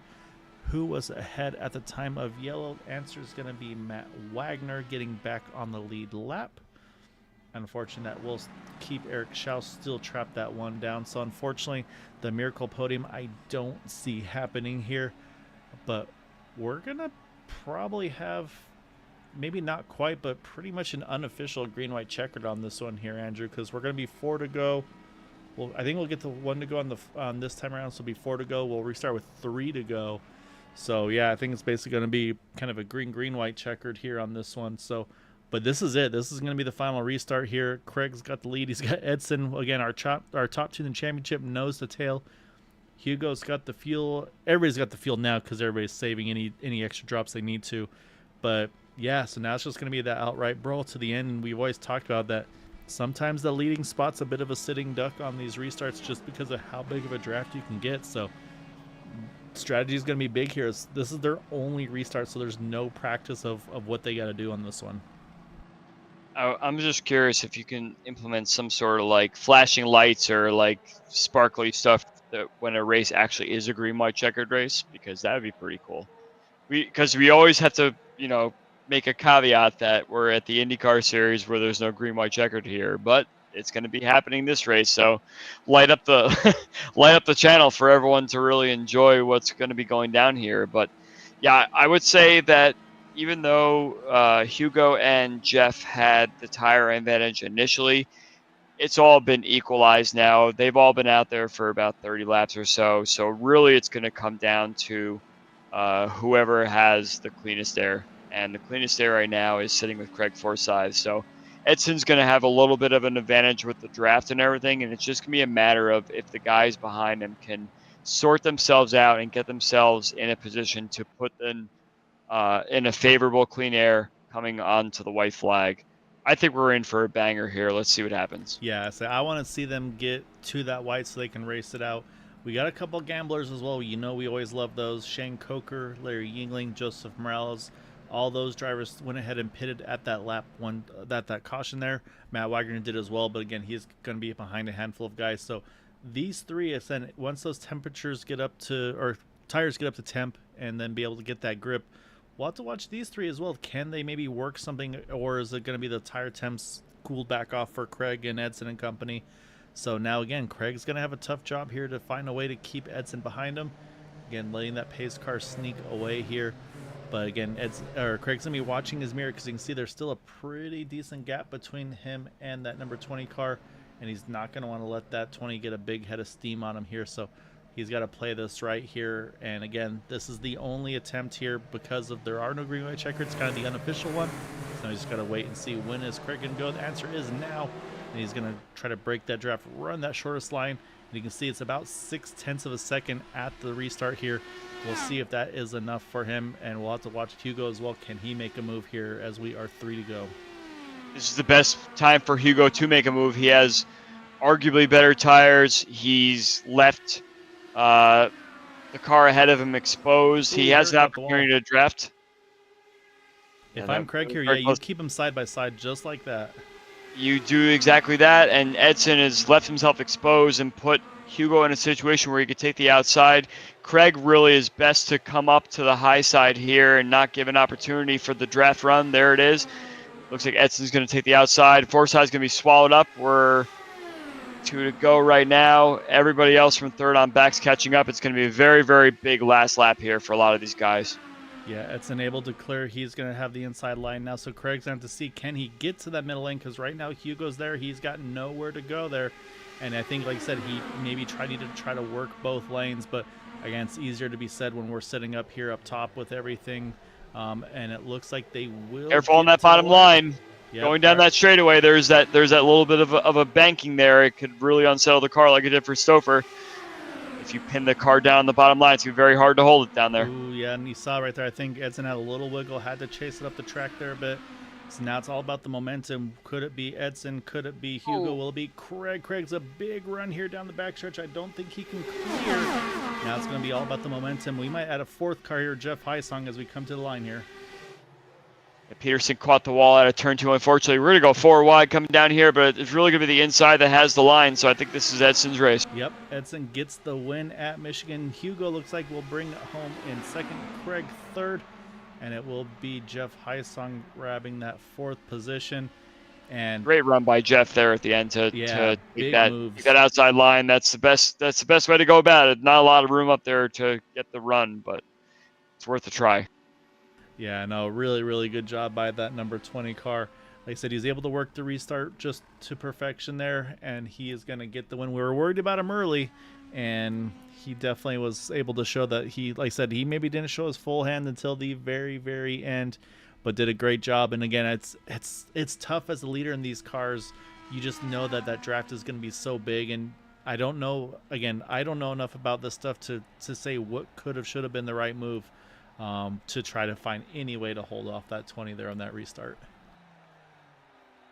Yeah, I think it's very, very hard to come off the bottom there and lose your advantage. The only thing that could give the top the advantage is if there's like a little bit of contact going through 3 and 4 that gives a car with a clear lane a little bit more of an advantage. But I think that Edson played that perfectly. I think he moved to the front at the right time at I don't know, about like 20, 25 laps ago when everyone was doing the fuel save. It's always about the best time to put yourself in the best spot to be in the front pack there, not to fight the dirty air. Yeah, exactly right. So before we chat with any of our drivers here, Andrew, I always got to pull up our final results of the race, as it will be Edson over Hugo there by about about almost 500ths of a second, half a tenth. Craig Forsythe there in third, just I'll say there it's less than 100th between the two of them. Then you got Jeff Heisong, said, working that 4th lane there, try to see if he can make something happen, just hanging on over Gary Laverne there. Then you got Shane Coker there, Larry Yingling as well. And then Jim Herrick, Eric Peterson, Joseph Morales rounding out our top 10. Again, Matt Wagner got the wave around, but unfortunately, just not enough time to try to climb anything back there. Winds up in 11th. And then you got Eric Schaus, Wayne Campbell trapped 1 down. Frank Irwin Jr. 3 down. Unfortunately, that big wreck at the end there for Chris Stover dropped him down to 15th. And Bill Colley, their early retirement in 16th. And then Ryan Kelly, fortunately, those internet issues for him in the 33 winds up in that 17th position. So now we got to chat with some fellows here, Andrew. And these are tough ones to do because it's a great result for them. Of course. Last restart, you want those at the end. So these are those so you never know how that interview is going to go. But we're going to go ahead and pull in our third place finisher. That is Mr. Craig Forsyth. And Craig, it's again, I was talking to Andrew about it there at the end. You're kind of between a rock and a hard place, I feel like, on those restarts. It's obviously that's when you're the most vulnerable, and we could see that the draft is really big, and just you guys didn't have a lot of time to really practice how to kind of do the full send big moves there, because you guys were having to fuel save most of that run to just make it on that one less stop, which obviously was the way to win this race. But I mean, was that one of those things you didn't have any kind of, maybe not prep, but maybe not, like you didn't have a chance to try something earlier in the race about, okay, this is the good way to restart it kind of a situation? No, I mean, it was the caution was the worst possible outcome for the leader. So as soon as it happened, I was like, at first I couldn't believe that Chris spun. He said he had no warning at all. It just flipped on him. So that made me extra nervous about hugging the bottom, because I'm not very good at running the bottom in this setup. So I already had that on my mind, but I knew that on the restart, Edson was going to get a big run. It was all going to be, could I make the run only happen in the corners? And unfortunately, yeah, he overspeeded his way right past me. And then that compromised me, and Hugo did a great job. He trapped me down on the bottom to stick me down on the low line, which meant he was able to easily get by me the next lap, because I was stuck not only in the arrow wash of Edson in front of me, but also on the low line. So that was a perfect placement by him. At which point, then there was no way past 2 cars side by side. It was at least try, make a half-hearted attempt on the outside line, and just hope that no one tries to go 4 wide and gets past me before the line. But no, it was a good race. I mean, Michigan is always a fuel save race. I don't think there's a lap count you can make that doesn't create a fuel save race, because the fuel save percentage on the Indycar is like, at this track, is like 30 to 40%. It's crazy how much fuel you can save in a pack. So, and if you're not saving the fuel, if you're not saving the fuel, you're counting on a caution, which is what, I mean, that in the end, that's what got Matt and Eric back into the fray, which was good for them. But no, I mean, we had a good time, and it was unfortunate. Jim hit the wall on the restart, so that cost him what was going to be a really good finish. So he's disappointed. And then Chris had the problem. At one point there, we were looking good. We thought we were going to have 1, 2, 3. So it's unfortunate, but that's racing.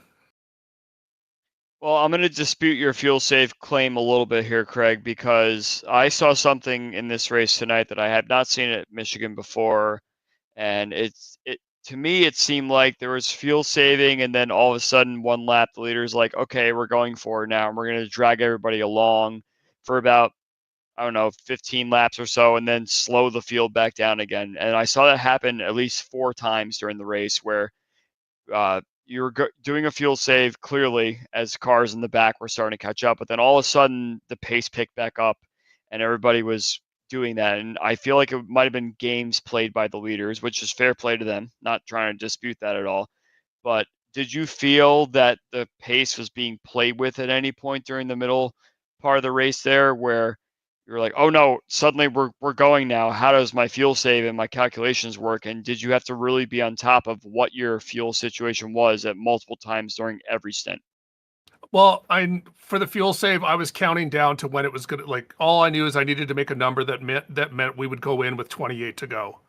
So I mean, that was once we were hitting 33 laps, I think we hit 33 on the first stint and I think 34 on the second stint, at which point I had laps to play with. So I didn't, even when the guys sped up, it didn't really bother me just because I knew I had fuel in the bank as far as making the fuel save. The problem was, and I wasn't going to complain, was that it was going to be harder for the guys who were 1 or 2 laps earlier on the fuel save. So picking up the pace was going to make it harder for them to make the fuel save. But the first 2 stints doing 33, 34 had basically meant that, I mean, I think I only did 31 on the third stint, just because that was the number that got me to 28, and 28 laps to go was all you needed for full fuel to the end. So as soon as we hit that number, I went in. I admittedly hit the pit limiter when I tried to call out my pit entry. So that was, I was very lucky there was no one behind me at the time, because the big parachute came out very quickly. How hard was it in the dirty air when you guys were in the full mix mode? Because it seemed like a lot of cars kind of were caught out by it and were struggling on the high side to keep the line that they wanted, especially once the pace started to pick up from around like 6, 7, 8, 9, 10 position.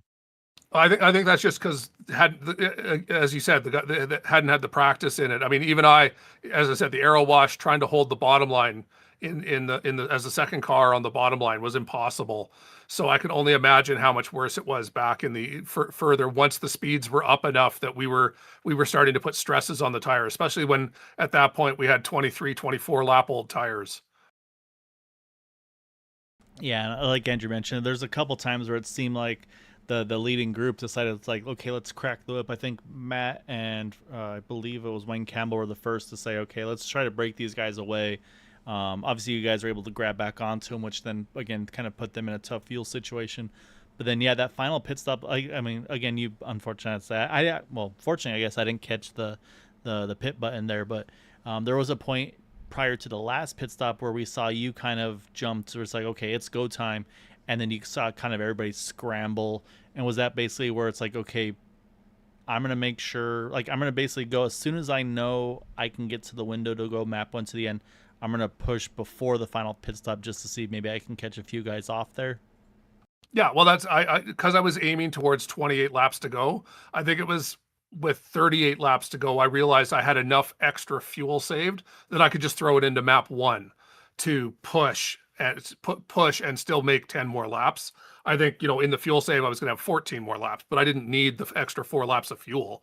So it was better to just push the guys, push them, and try and punish anyone who was on the edge of the fuel save. Because I mean, that's what you want to do when you're fuel saving. If everyone's fuel saving and everyone can make it, you're not doing the right job. You need to make a few guys regret their decision to push a little harder and have to come in 1 or 2 laps earlier, 2 pit stops ago.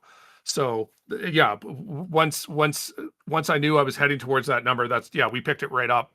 And it was helpful that Wayne and Matt came out on fresh tires, because we were able to just use them to further increase the pull and try and string the field out.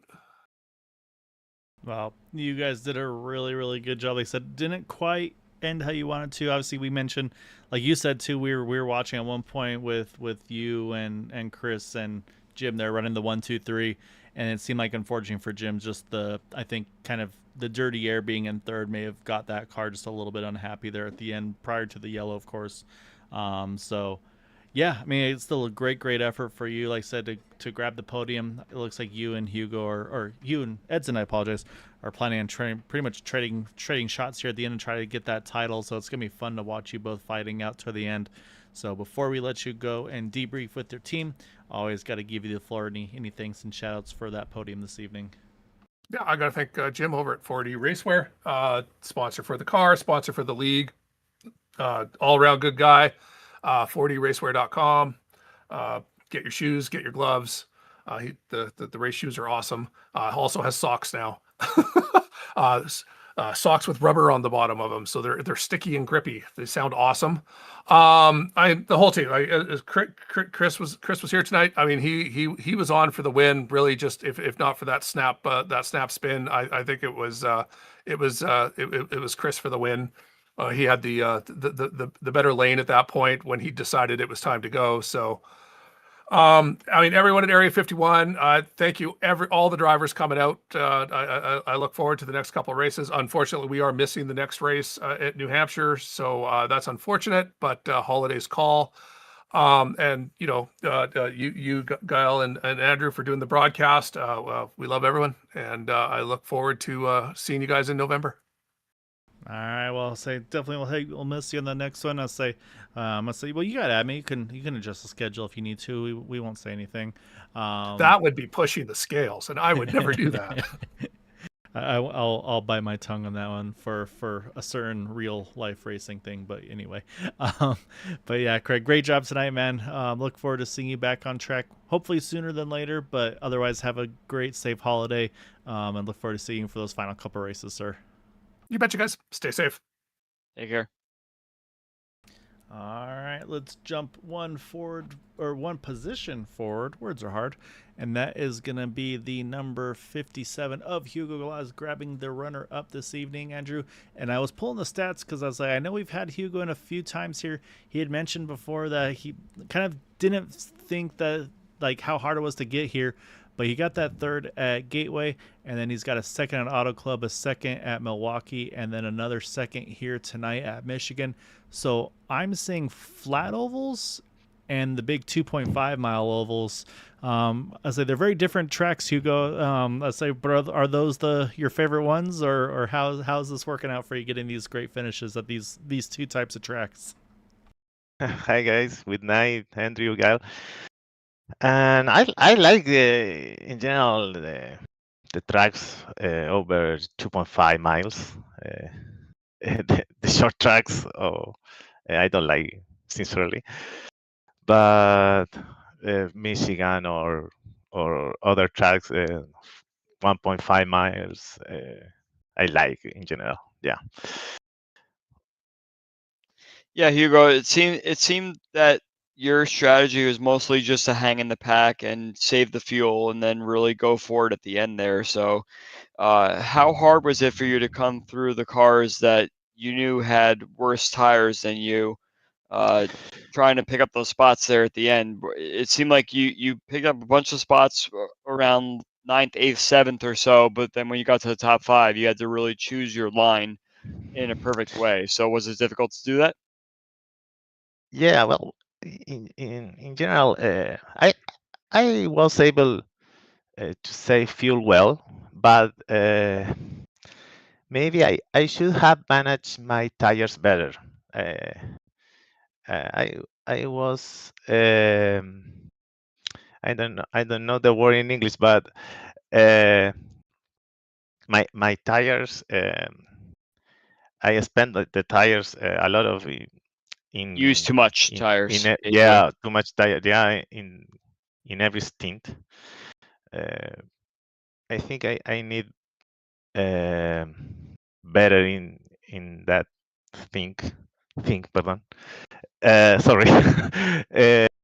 But in general, I had to keep working to be able to win a race and manage my tires. I think the fuel, I'm better if you compare the last season, but the tires, I have to work about that. Was the caution good or bad for you at the end, in your opinion? Do you think you had a better advantage if it stayed green for the last 6 laps?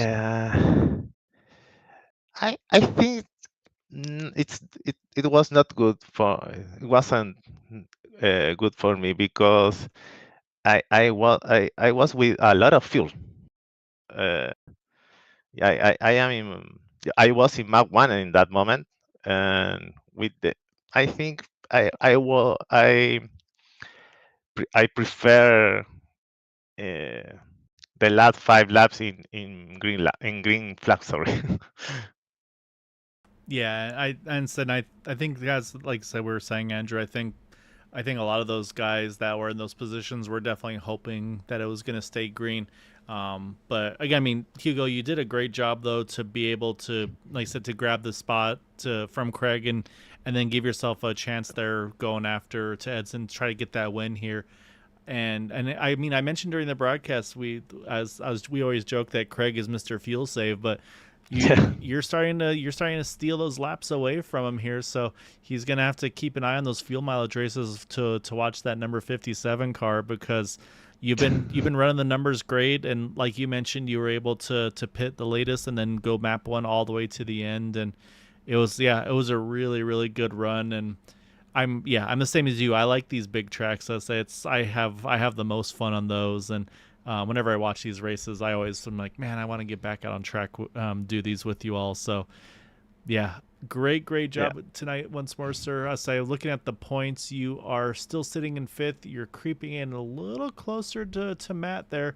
You and honestly, yeah, you're in a really good shot to try to reach out to third in points here pretty soon. So it's been a really good second half of the season for you for sure. But before we let you go and enjoy that podium, got to give you the floor. Any thanks, shout outs for that second place tonight?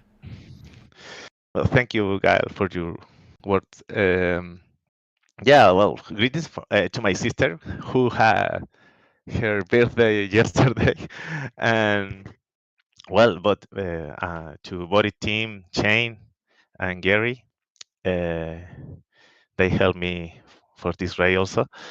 My girlfriend, my son, all you, Gal and Andrew, great job in the broadcast, and Craig for the league. And good night. I see you the next race and other podium. I hope the win, please. Like I said, I think it's only a matter of time. I say you keep putting yourself in these positions, and it's I think it's bound to happen. So you're doing a great job, Hugo. And yeah, happy birthday to your sister. Say, you can tell her she owes you something for your good results. And but yeah, go enjoy the time with the family, sir, and look forward to seeing you at the track next time. Thank you, Gael. Good night, Andrew. Good night also. Yep. Take care. Bye. All right, Andrew, that leaves us one fellow left to chat with, and that is Mr. Edson Santos. I mean, we talked mid-race here, Andrew. We were worried. We weren't sure if he was struggling, if he was just kind of keeping people, maybe just not sure if he had pace, or was he just saving lots of fuel? So Edson, you can answer the question. At some points in the race, it didn't look like you felt super comfortable with the car, but I think you may have tricked us all, because then you come back and you get the win here tonight at the end. I mean, take us through the strategy, because obviously fuel saving, and then sometimes you have to race really hard, and then back to fuel saving. How was it for you tonight? Hello guys, hello everyone. Night. Well, what a great race. Just love it. This kind of race with long stints under green flag. I think we had 120 laps under green, right? And that's fantastic. Yeah, fantastic. Yeah, obviously the concern at the beginning was to have fuel until the end and to make one last stop. And so we had to run at least 32 or 33 laps per stint in order to have to be a comfortable stint, the last stint. And so most of drivers were saving and extending the pit, because the new tires could be important in the end. I made very bad pits today without training. Every time with the pit stop in green, I was losing like 1 or 2 seconds, but I had time to recover. And I was comfortable to be in 10th position, 11th position, 9th position, just with this concern to save fuel until the end of the third stint. And I don't know if I would have a chance to win under green, because Chris and Craig were doing a pretty good sling shot, and that was working for them. But the yellow came, and I was in good position to try something. And in those final 4 laps under green, and I wanted to overtake Chris quickly because another yellow could come, and without green white checker, I would lose the chance to win. So with 2 to go, I pick it up, good speed in the main straightaway. I adjusted my bars, my weight jacker for turn 1 and turn 2, and I could complete the overtaking. And I made something that I was almost regretting that I was defending the inside line because it could happen exactly what happened with the Chris, right? And so I defended the inside line during the white flag. I think my colleagues almost overtook me using the middle, but when you got the turn 3 and turn 4, I was in front. I started to celebrate here. So good race, excellent points for the championship. Pretty glad. Sorry. Yeah, as in I did notice that actually. I was gonna mention that in my question coming up here. It did seem like the bottom line was tricky, especially if you hold the bottom and the banking starts to kind of flip a little bit towards the pit entry. I could see that you were getting a little loose there, but I think your big move of the race was when it almost kind of seemed like from watching that you were struggling a little bit in that 10th place position. You were kind of going high, maybe getting close to the wall, then trying low, and it seemed like you really couldn't find a good line there. But there was that one lap where you passed a bunch of cars on the inside. So was that a matter of just putting yourself in a little bit higher spot where the aero push was not so large for you, and you were able to put your car in a better spot to battle for the top 5 there? Yeah, this time for 2 or 3 stints were amazing because I was testing something like to be inside, to be outside using the outside line close to the wall.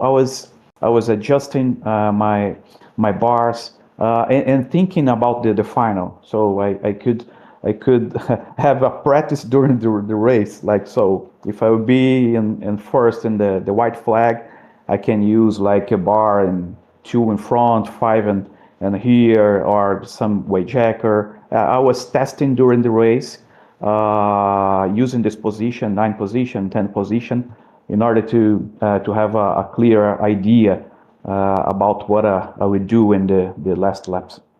Yeah, that's always what the key is test it out early so you can learn it and stash it away for when the time comes. So that's very interesting that you had the foresight to look ahead and see what you had to do later on in the race.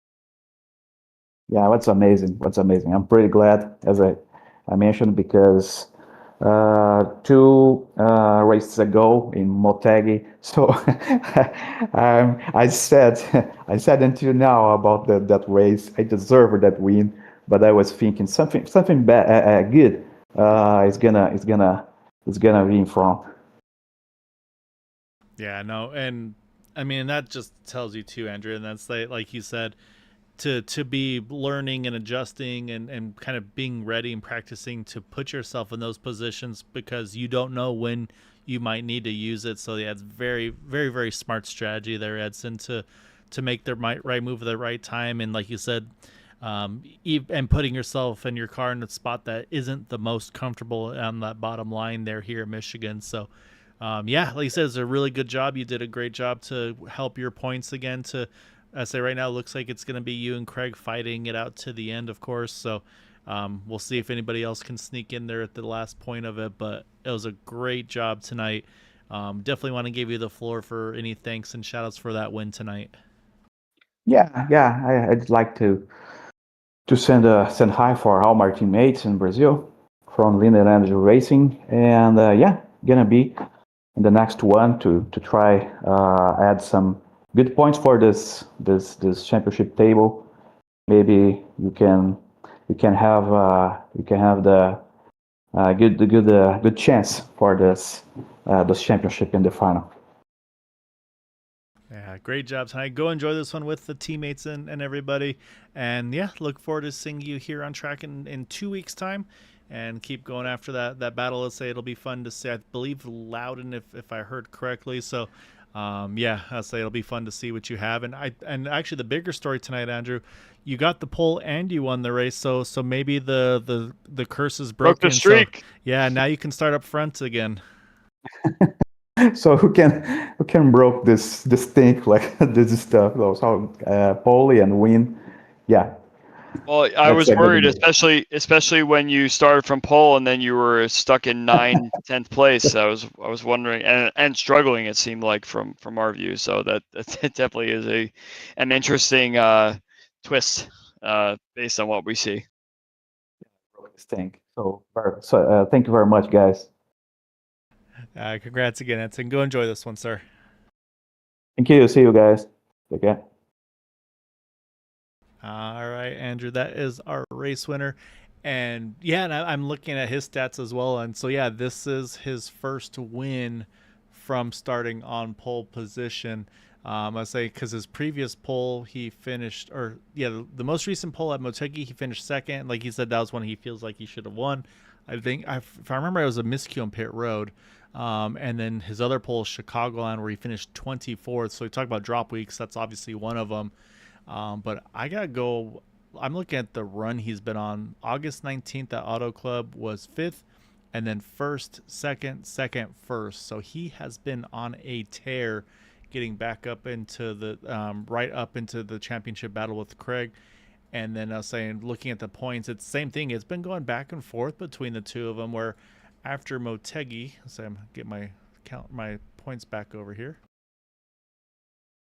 After Motegi, Craig was leading, Edson was leading by 6 points. And then we switch over to Charlotte, and it was then Craig on top by 7 points. Then after tonight, it's Edson back on top by 9 points. So it's been going just back and forth, but single digits between the two of them. So yeah, it's really anybody's guess. And Craig mentioned, unfortunately, missing Loudon next week. But the nice part is, again, with those drop weeks, that's what those are for. So whatever Craig's worst finish was, that's the one that's going to kind of get pulled away from that.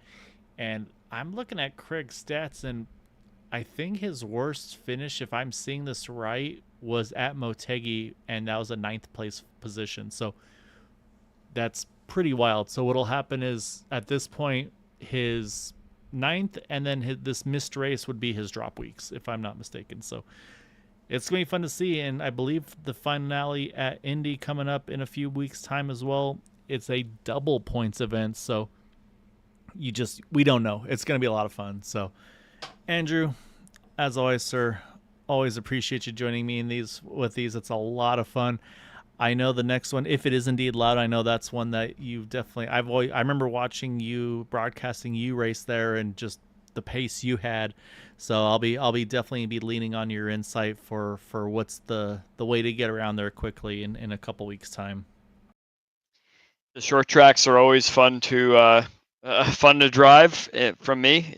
You mentioned that New Hampshire was my kind of track, but Milwaukee is where my home is.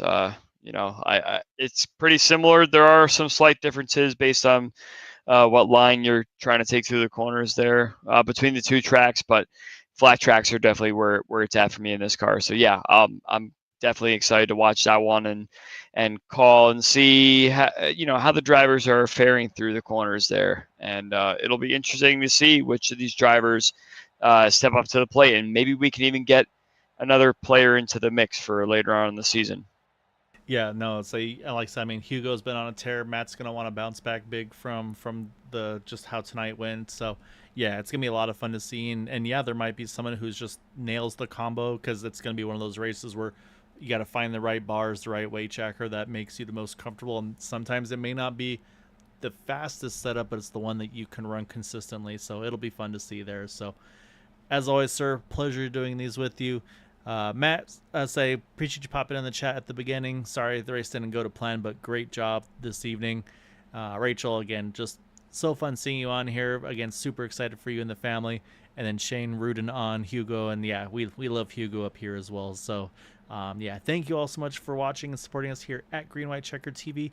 We will have a small break for this series and the Super Speedway series. Obviously, next week off on that.